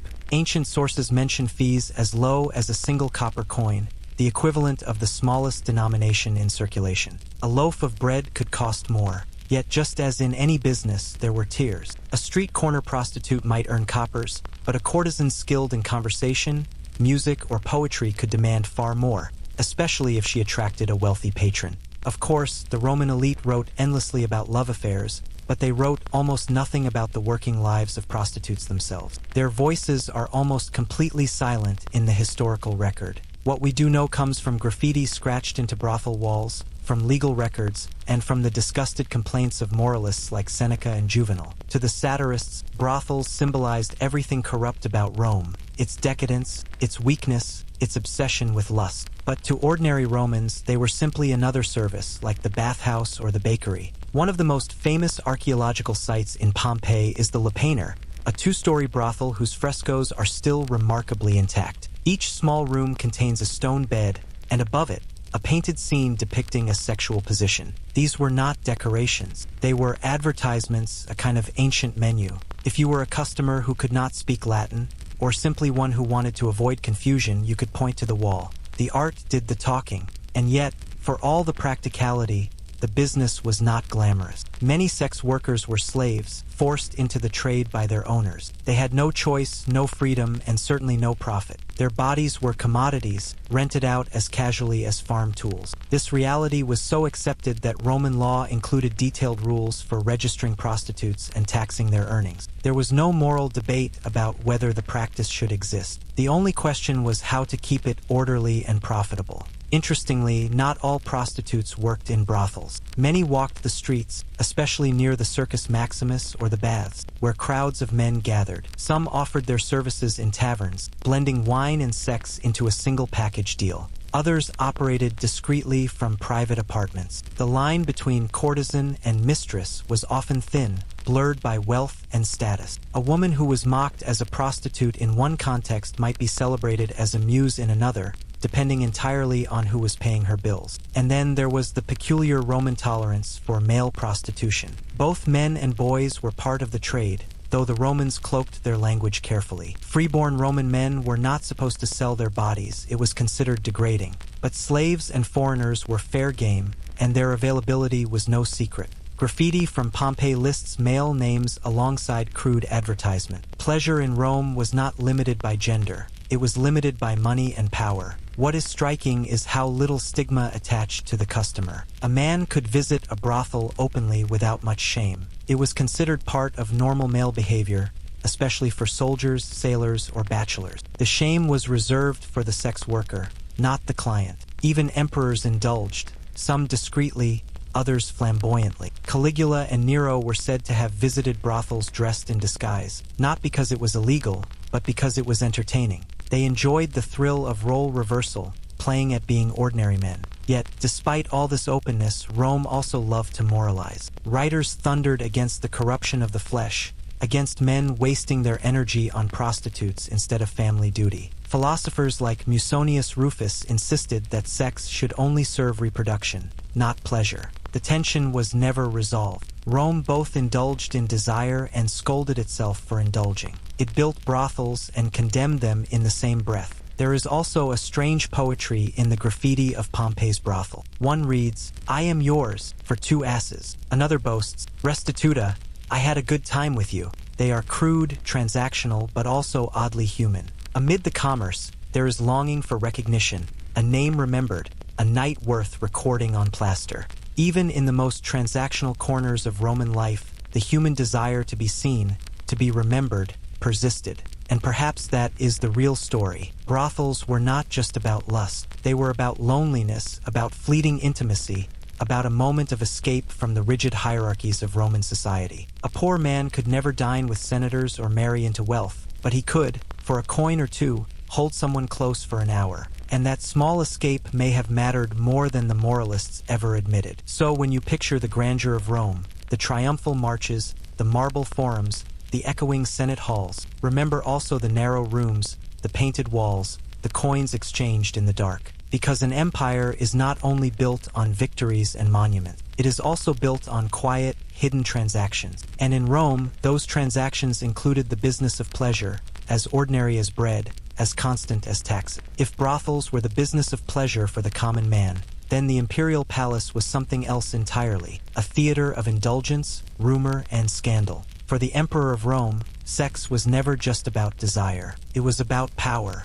To rule the greatest empire in the known world meant that even the most private acts became public currency, whispered about in taverns, written into histories, and used as weapons by rivals. Take Augustus, Rome's first emperor. He built his reputation on morality, on restoring old-fashioned Roman virtue. He passed laws encouraging marriage and punishing adultery. But in a twist of irony, he exiled his own daughter, Julia, for her notorious affairs. The daughter of the moral emperor was said to have entertained multiple lovers in the forum itself, as though mocking her father's carefully crafted image. Whether the stories were true hardly mattered. They were too delicious not to repeat. Then there was Tiberius, Augustus's successor. When age caught up with him, he retired to Capri, an island retreat that became infamous for what went on behind its high walls. Ancient historians, who, it must be said, loved a good scandal, described him as indulging in every conceivable excess. Whether those stories were exaggerated propaganda or not, Capri became shorthand for imperial depravity. Even today, the phrase, "the scandals of Capri," lingers like a shadow. And of course, the parade of infamous emperors continued. Caligula, accused of sleeping with his sisters, of treating marriage as a casual game, of turning the palace into a brothel for the elite. Whether every accusation was true is uncertain, but the Roman imagination did not need facts, it needed stories. And few figures generated more stories than emperors. Nero, too, entered the chronicles of infamy. He is said to have married not once, but twice to men. One of them, a boy named Sporus, he allegedly had castrated and dressed as a woman, parading him as his bride before the Senate. Was this genuine love, a grotesque joke, or simply a demonstration of power, that Rome's emperor could bend even the rules of gender and marriage to his will? Historians argued, but what mattered was the symbolism. Nero was not bound by custom. He was custom. To be emperor meant your private life was never private. Every affair, every rumor, became a reflection of Rome itself. Suetonius and Tacitus, those masters of imperial gossip, painted portraits of rulers through their bedrooms as much as through their policies. To them, an emperor's lust was not trivial. It was proof of his moral decay, his unfitness to rule. And yet, the fascination endured. The Romans were scandalized, but also captivated. It wasn't just the emperors. Imperial women lived under the same glaring spotlight. Messalina, the wife of Claudius, earned eternal infamy for her supposed insatiable appetite. Ancient writers claimed she once challenged a prostitute to see who could entertain more lovers in a single night, and won. Was it true? Probably not. But the story stuck because it embodied Roman anxieties about women, sex, and power. Agrippina the Younger, mother of Nero, was accused of something even more shocking: incest. Ancient sources whispered that she seduced her own son to maintain influence over him. Whether fact or fiction, the accusation reveals how Romans viewed women close to power. If a woman wielded authority, it had to be through seduction, through scandal. No woman could simply be intelligent or strategic. It had to be her bedroom that gave her influence. The imperial bedroom, then, was never just a private space. It was a political battlefield. Lovers could become rivals. Affairs could topple reputations. Whispers could ruin careers faster than swords. And in the empire where gossip traveled as quickly as legions, the bedroom stories of emperors became as significant as their wars. But it would be too simple to say these rulers were merely victims of rumor. Many embraced spectacle. Caligula staged weddings like plays. Nero performed on stage and sang of his loves, inviting Rome to witness what should have been intimate. Their sexuality was not hidden. It was flaunted, weaponized, used to blur the line between ruler and god, man and monster. Perhaps the strangest part of these stories is how familiar they feel. Even now, the private lives of leaders are endlessly dissected,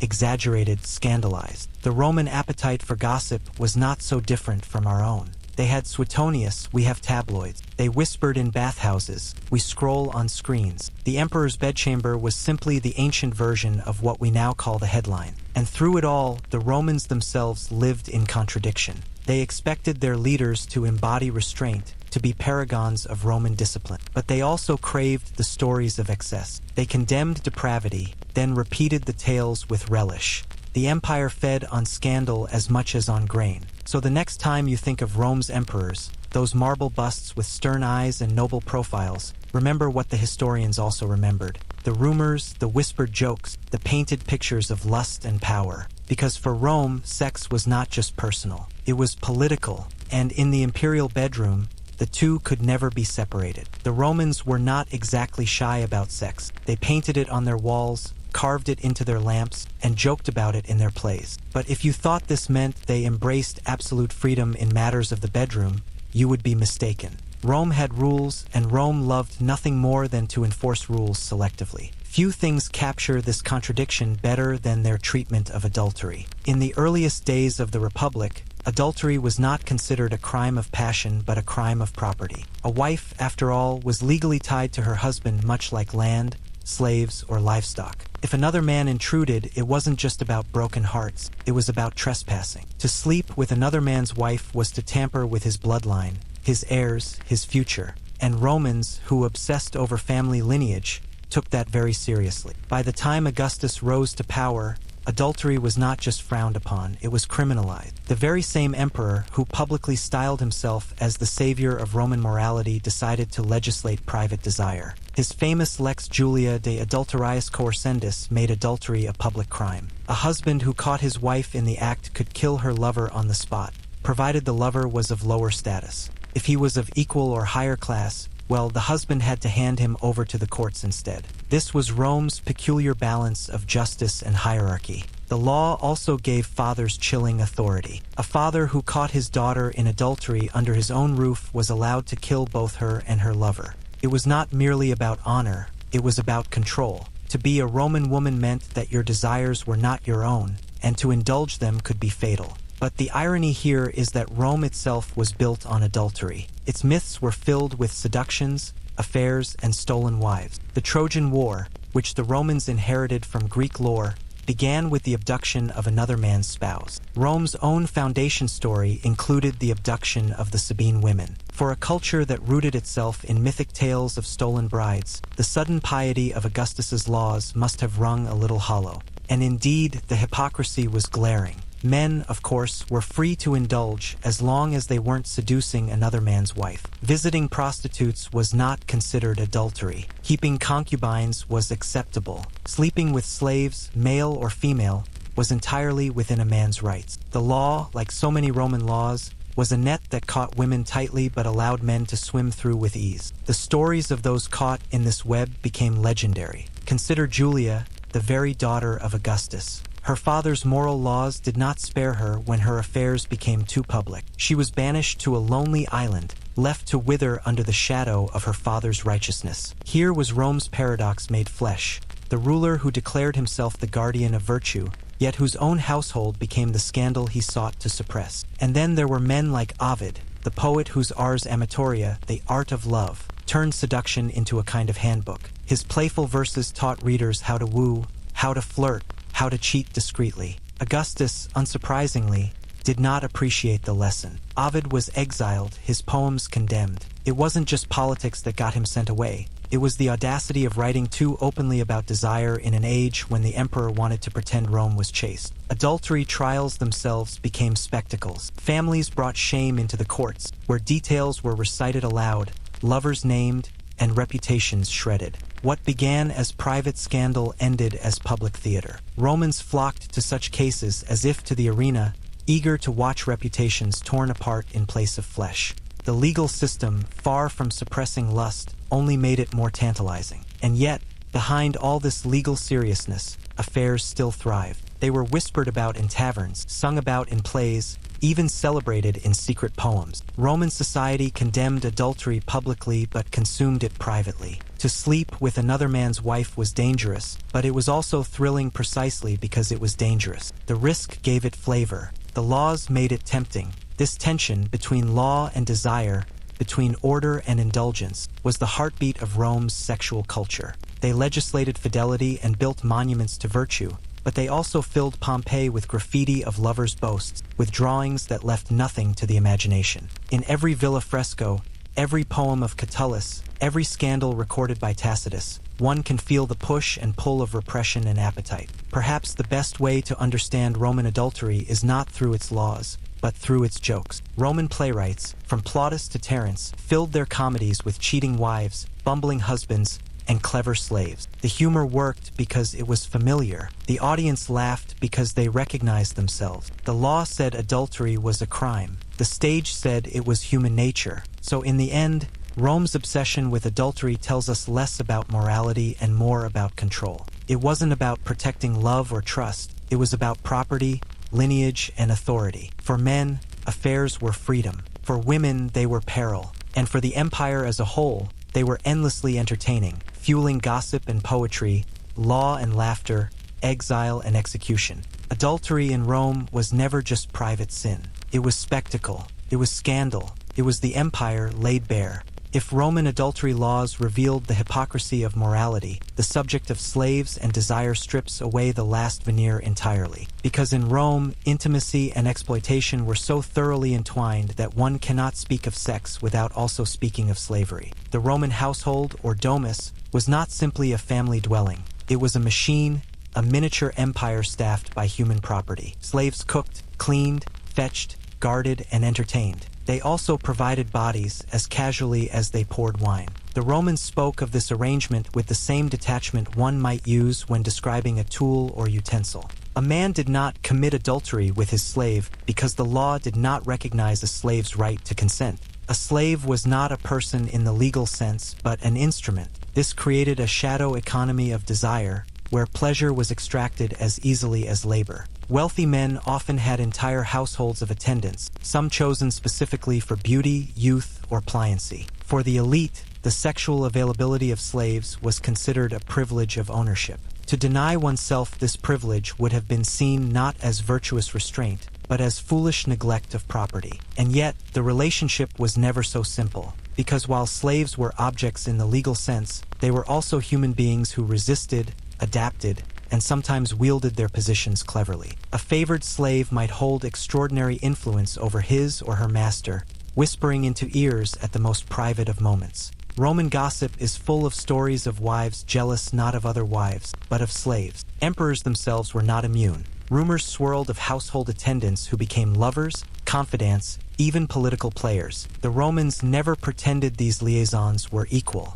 They were not. But the messy truth is that they were common, expected, and embedded in daily life. Even in their literature, this dynamic surfaces again and again. The poet Martial quips about masters exploiting their servants, turning cruelty into punchlines. Juvenal, with bitter sarcasm, describes aristocrats who parade their affairs with slaves while condemning others for adultery. Hypocrisy was not a flaw of the system, it was the system. For women, the situation was more complicated still. While the law was harsh on wives caught in extramarital affairs, it turned a blind eye to the sexual exploitation of female slaves. A matron could not openly take a lover, but her husband might routinely bed the household staff. Some women, unable to ignore this imbalance, formed secret attachments with their own slaves. Such relationships were perilous. If discovered, they could end in punishment, execution, or forced separation. And yet, human longing rarely bends neatly to law. The whispers of desire persisted even in households where power tilted entirely in one direction.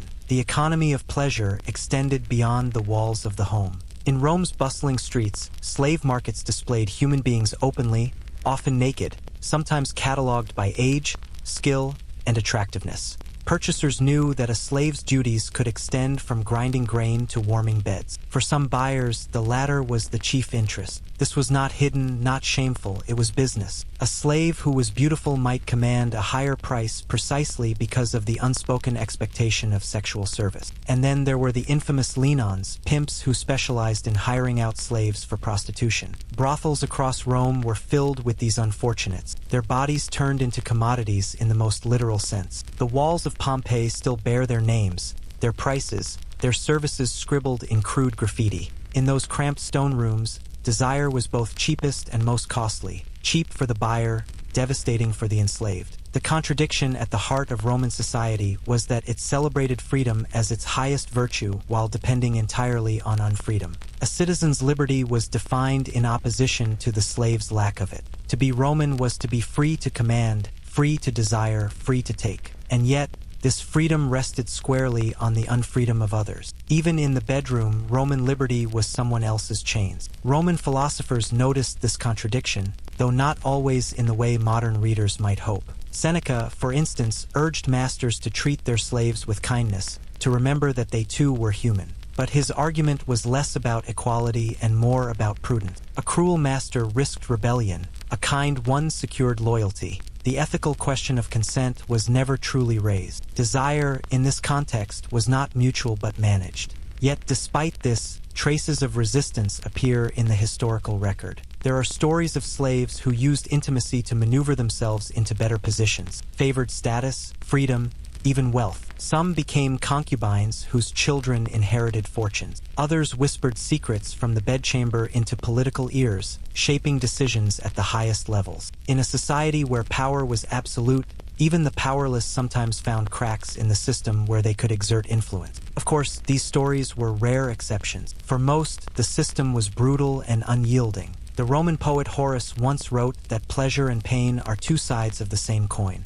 Nowhere was this more true than in the Roman economy of desire, where the delight of one often rested upon the despair of another. So when we imagine Roman sexuality, the frescoes of reclining couples, the carved lamps with their playful scenes, we must also imagine the silence behind those images. The countless voices never recorded, the countless bodies never given names. For every poem of seduction, there was a life of coercion. For every witty epigram about lust, there was someone forced into it. Rome, for all its grandeur, was built on contradictions. They sang of love, but codified ownership. They glorified freedom, but lived by bondage.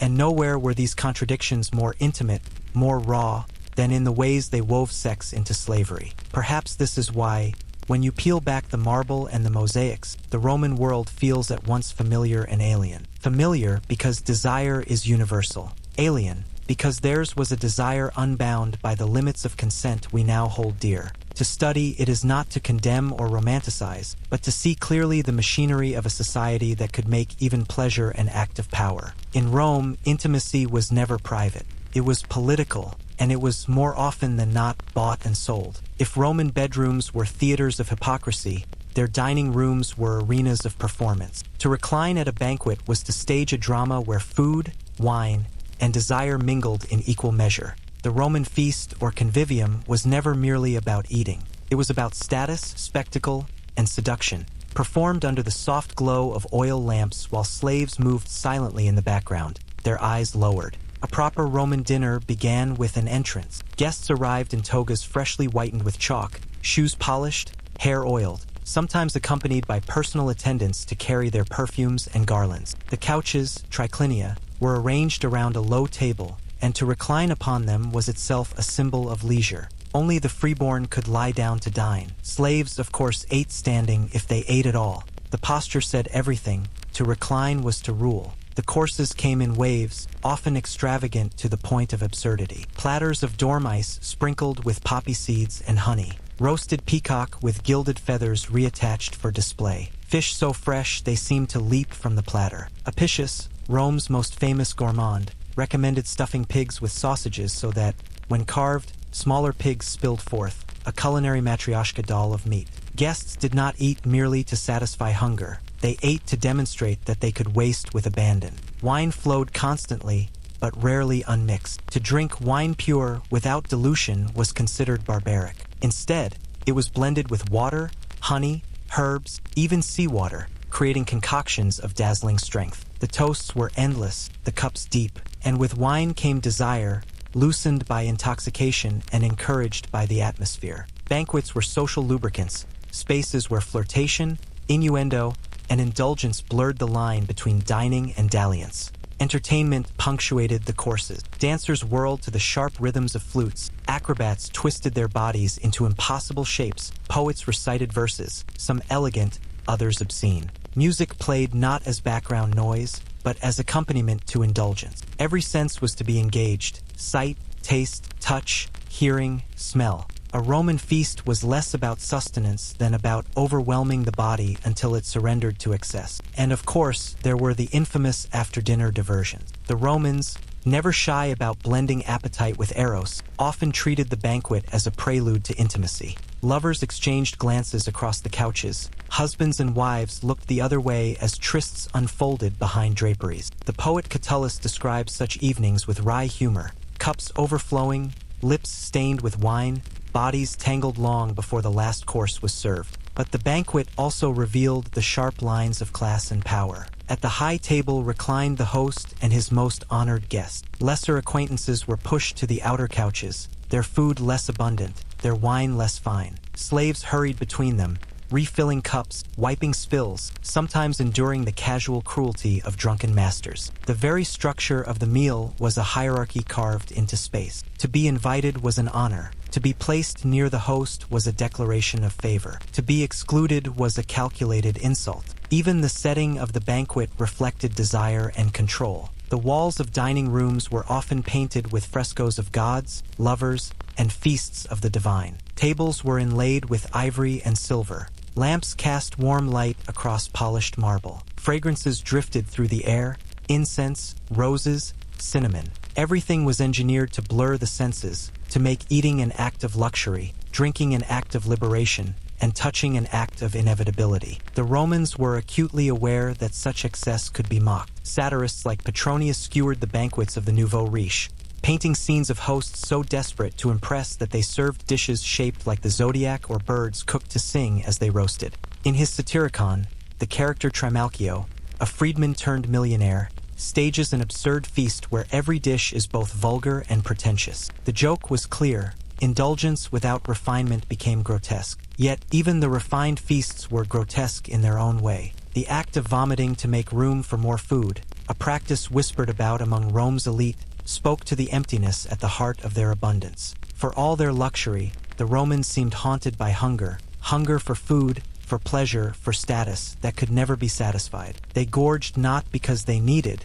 but because enough was never enough. The banquet also played a role in politics. To dine with someone was to bind oneself in networks of obligation. Senators courted allies with feasts, generals rewarded soldiers with food and drink, emperors dazzled their subjects with public banquets where entire herds were slaughtered to feed the masses. Bread and circuses may have kept the crowds content, but it was the private banquet that kept the aristocracy loyal. Desire and loyalty were never far apart in Rome, and both could be purchased with a well-timed feast. For women, the banquet offered rare opportunities to step into public life. Though traditionalists frowned upon it, many matrons reclined beside their husbands, their presence both tolerated and celebrated in elite circles. Some even used these occasions to cultivate influence, weaving conversations as deftly as any politician. And of course, for courtesans, the banquet was their stage. Skilled in charm, wit, and performance, they turned dining into seduction, carving places for themselves at tables where power was decided. The irony, of course, is that beneath the layers of extravagance, the Roman banquet was still bound to the labor of the unseen. Slaves chopped, stirred, seasoned,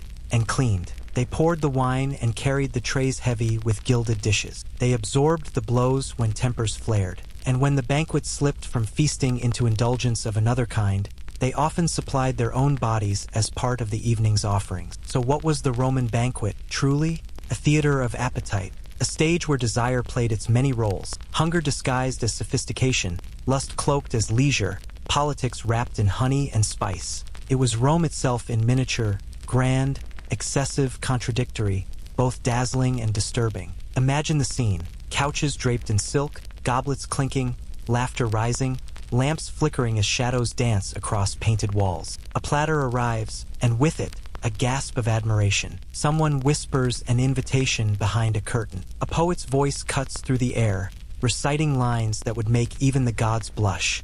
And all the while, the machinery of slavery and power churns silently in the background, ensuring that desire, once again, is paid for by those who have no choice. Rome ate with abandon, drank with abandon, loved with abandon. But beneath the garlands and gold, it was not the gods who feasted. It was human hunger, unrestrained, insatiable, never quite full. If the Roman banquet was the theater of appetite, then the amphitheater was the cathedral of spectacle. The Colosseum, with its yawning arches and tiered seating, did not merely host games, it hosted Rome itself. Here desire took on a different form, sharpened into something primal. Hunger was not for honeyed dormice or vintage wine, but for the sight of flesh, sweat, and blood. The games, called ludi, were far more than entertainment. They were a language of power, where emperors spoke not with words, but with spectacles. To host games was to bind the people with awe, to drown dissent beneath the roar of the crowd. Bread and circuses, the poet Juvenal sneered,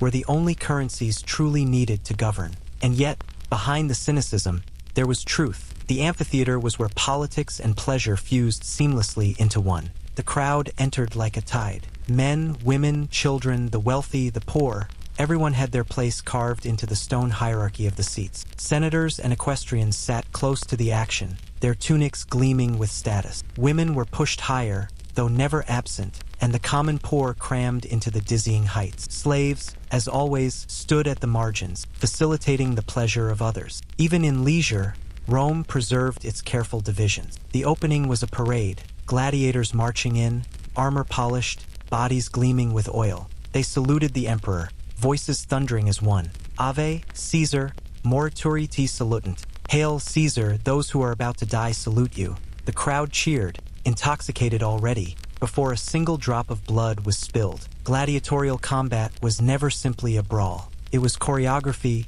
ritualized violence dressed in costume. The Murmillo with his heavy helmet and broad shield. The Retiarius, light and nimble, wielding only a net and trident. The Secutor, designed to hunt him, helmet smooth to deflect the net's snare. Each match was a story told in steel and flesh, a duel that combined strategy, strength, and spectacle. Desire coursed through it all, though not always acknowledged. The gladiator was both feared and desired, despised as low-born yet adored for his body, his courage, his raw magnetism. Women left graffiti on walls professing their love for certain fighters. Rings and charms bore their likeness. The sweat of a gladiator was believed to be an aphrodisiac, sometimes bottled and sold to eager buyers. The amphitheater was supposed to humiliate the defeated, yet it often turned them into reluctant objects of lust. And then, the moment of decision. A defeated gladiator, bleeding on the sand, raised his finger in surrender. The crowd roared, demanding mercy or death. Thumbs turned,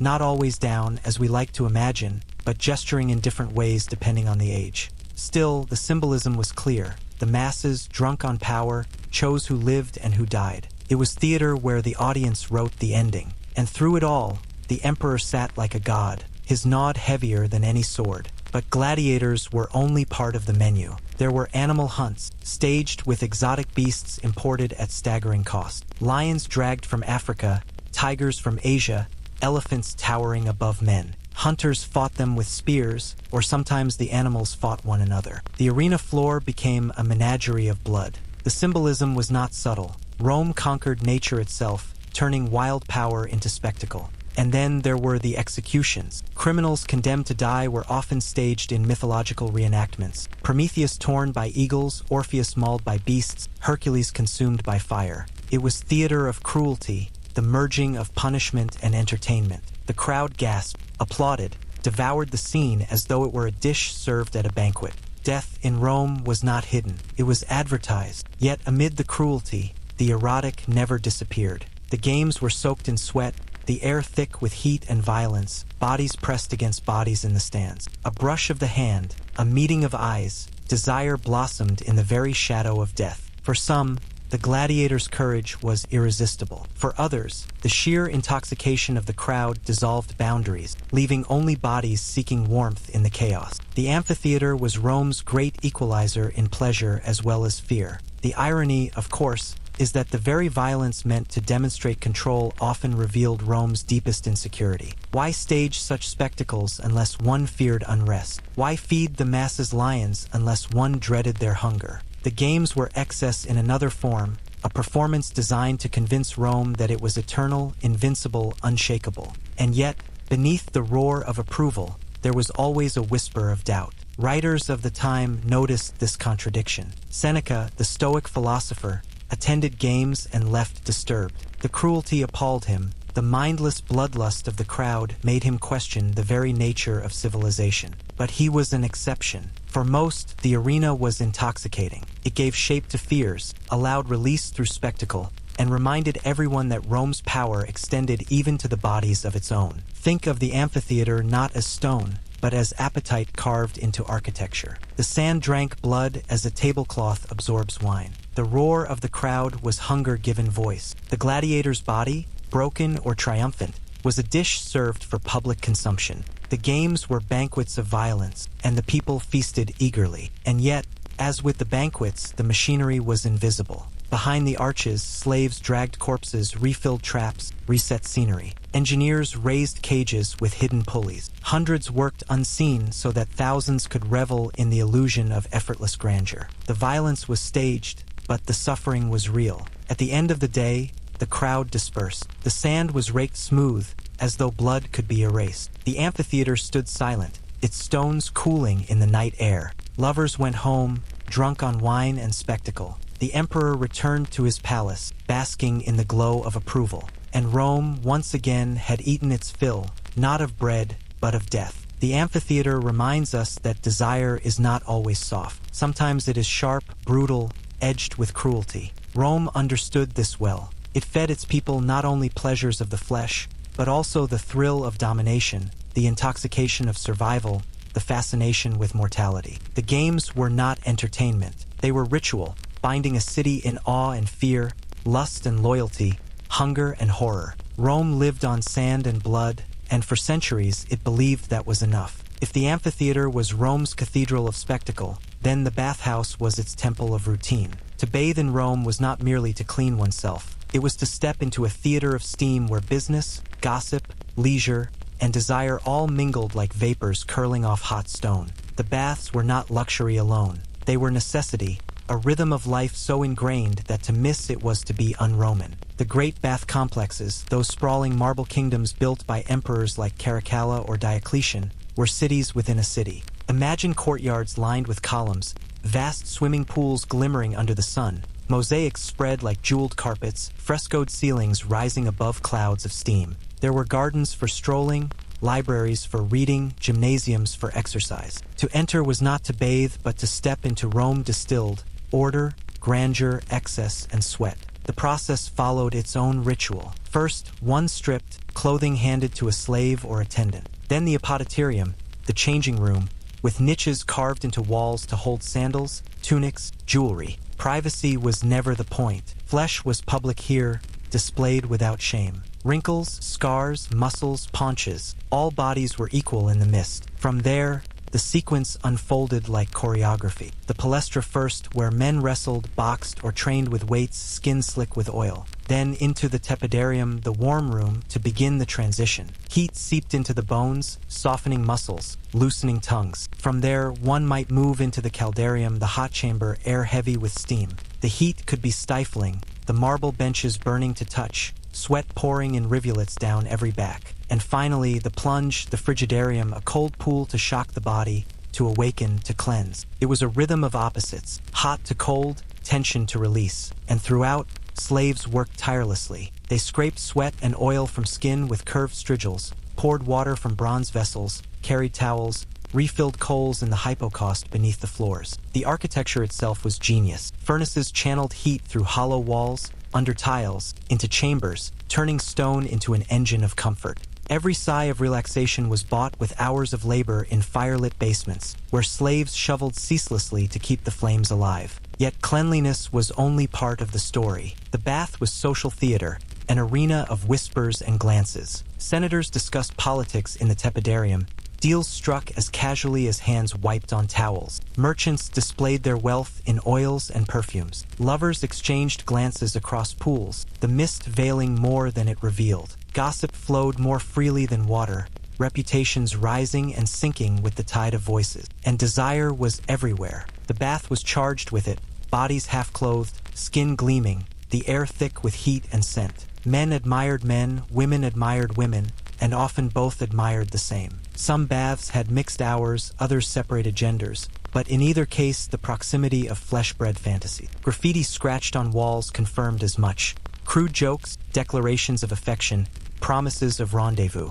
The baths were not brothels, yet they hummed with erotic possibility. Not all approved, of course. Conservative voices sneered that the baths were dens of vice, that morality dissolved as quickly as sweat. The early Christians, in particular, distrusted them. To bathe naked beside pagans, to lounge in temples of leisure, seemed decadent at best, corrupting at worst. They feared that where bodies mingled, sin surely followed. And perhaps they were not entirely wrong. But for Romans, the bath was civilization itself. To be Roman was to be clean, to wash daily, to emerge oiled and perfumed, skin glowing with health. Foreigners who did not bathe were barbarians, uncultured, half-animal. The bath was proof of superiority, marble and steam woven into the very definition of empire. The irony, of course, is that the water itself was rarely pure. Aqueducts carried it marvelously across valleys and hills, but in the pools it mingled freely with sweat, oil, dirt. Strigils scraped grime from bodies only for it to float in basins,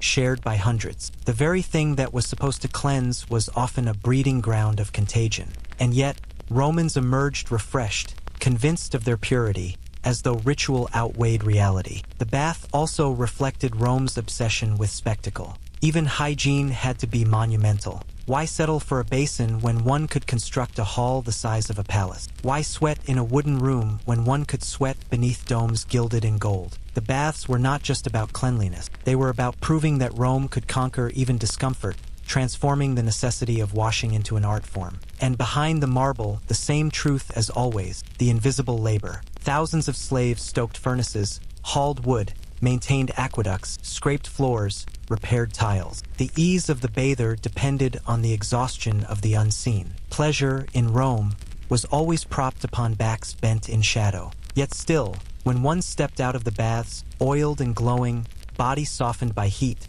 mind sharpened by gossip, one felt renewed. The bath was both practical and symbolic. It washed away dirt, but also the weariness of the day. It promised a brief immortality, the illusion of youth restored with every plunge into cool water. And so the bathhouses thrived. They survived emperors, fires, plagues. They grew ever larger, more ornate, until they seemed to contain the very heart of Rome itself. To skip the bath was unthinkable. To die unwashed was a disgrace. Cleanliness, spectacle, and desire, all merged into steam rising from marble halls. Perhaps that is the most Roman truth of all, that even in the act of bathing, Rome found a way to turn necessity into excess, privacy into performance, and water into theater. The bath was never only about water. It was about Rome bathing in itself, cleansing and admiring its own reflection in pools tiled with mosaic suns. Every empire believes, until the very end, that it is immortal. Rome was no different.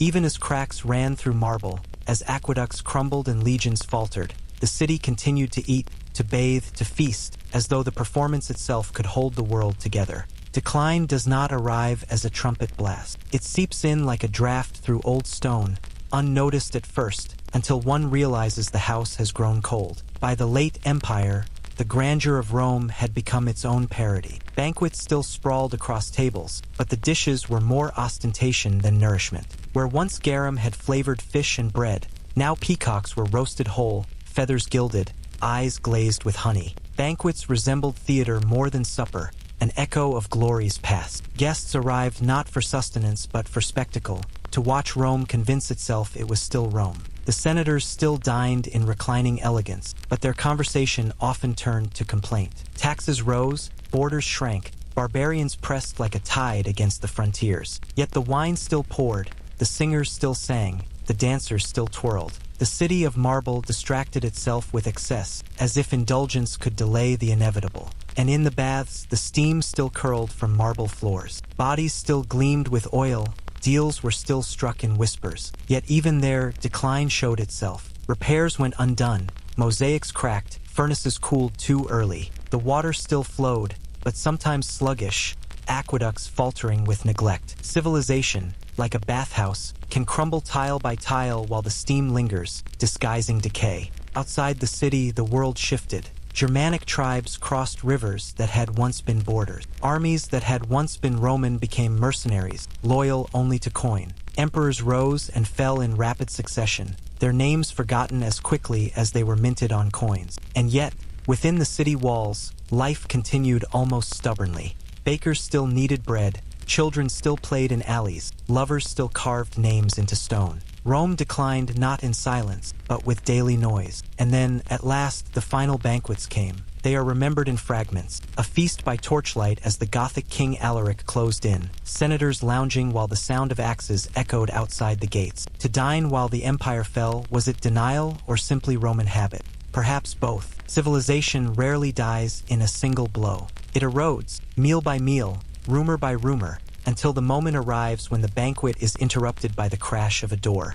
When the Visigoths entered in 410, Rome wept, not because the city had fallen, but because the illusion had shattered. The eternal city, untouchable for centuries, had been touched. The baths grew silent, the amphitheaters emptied. The banquet tables were overturned, food spilled into dust. For the first time in 1,000 years, Rome was reminded that even empires are mortal. Yet, what lingers is not only collapse, but memory. Rome did not vanish in fire.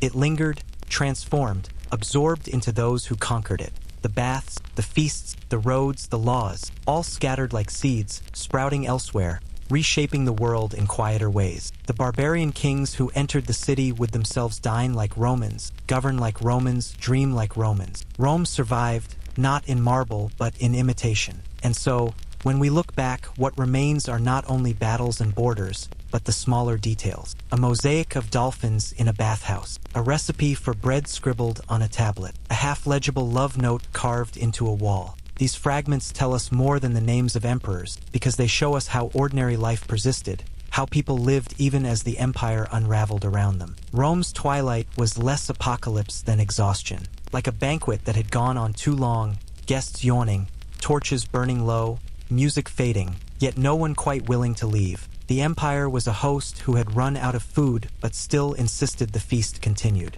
And in a sense, it did. Even as Rome fell, the rituals of Rome endured in Byzantium, in medieval courts, in the very way we still dine, still build, still dream of grandeur. Perhaps that is why Rome continues to haunt us. Not because of its fall, but because of its persistence. We recognize ourselves in its contradictions. Its hunger for spectacle, its love of luxury, its blindness to decay, its belief in eternity. To study Rome is to study the illusions we still tell ourselves, that comfort will last, that empires cannot end, that feasts can continue forever. But nothing is eternal, not even marble. The baths grew cold, the amphitheaters silent, the banquets empty. What endures is the memory, the stories, the fragments we piece together in museums and books. Rome survives not in stone, but in imagination, as both a warning and a lullaby. And so, we close here with the image of a banquet at dusk. A long table of gilded dishes, torches flickering, laughter still echoing though the city outside trembles. The guests raise their cups, toast once more to eternity, and drink deeply, as though by swallowing wine they could swallow time itself. The feast fades into silence, the torches gutter out, and Rome slips gently into history, still magnificent, still mortal, still strangely familiar.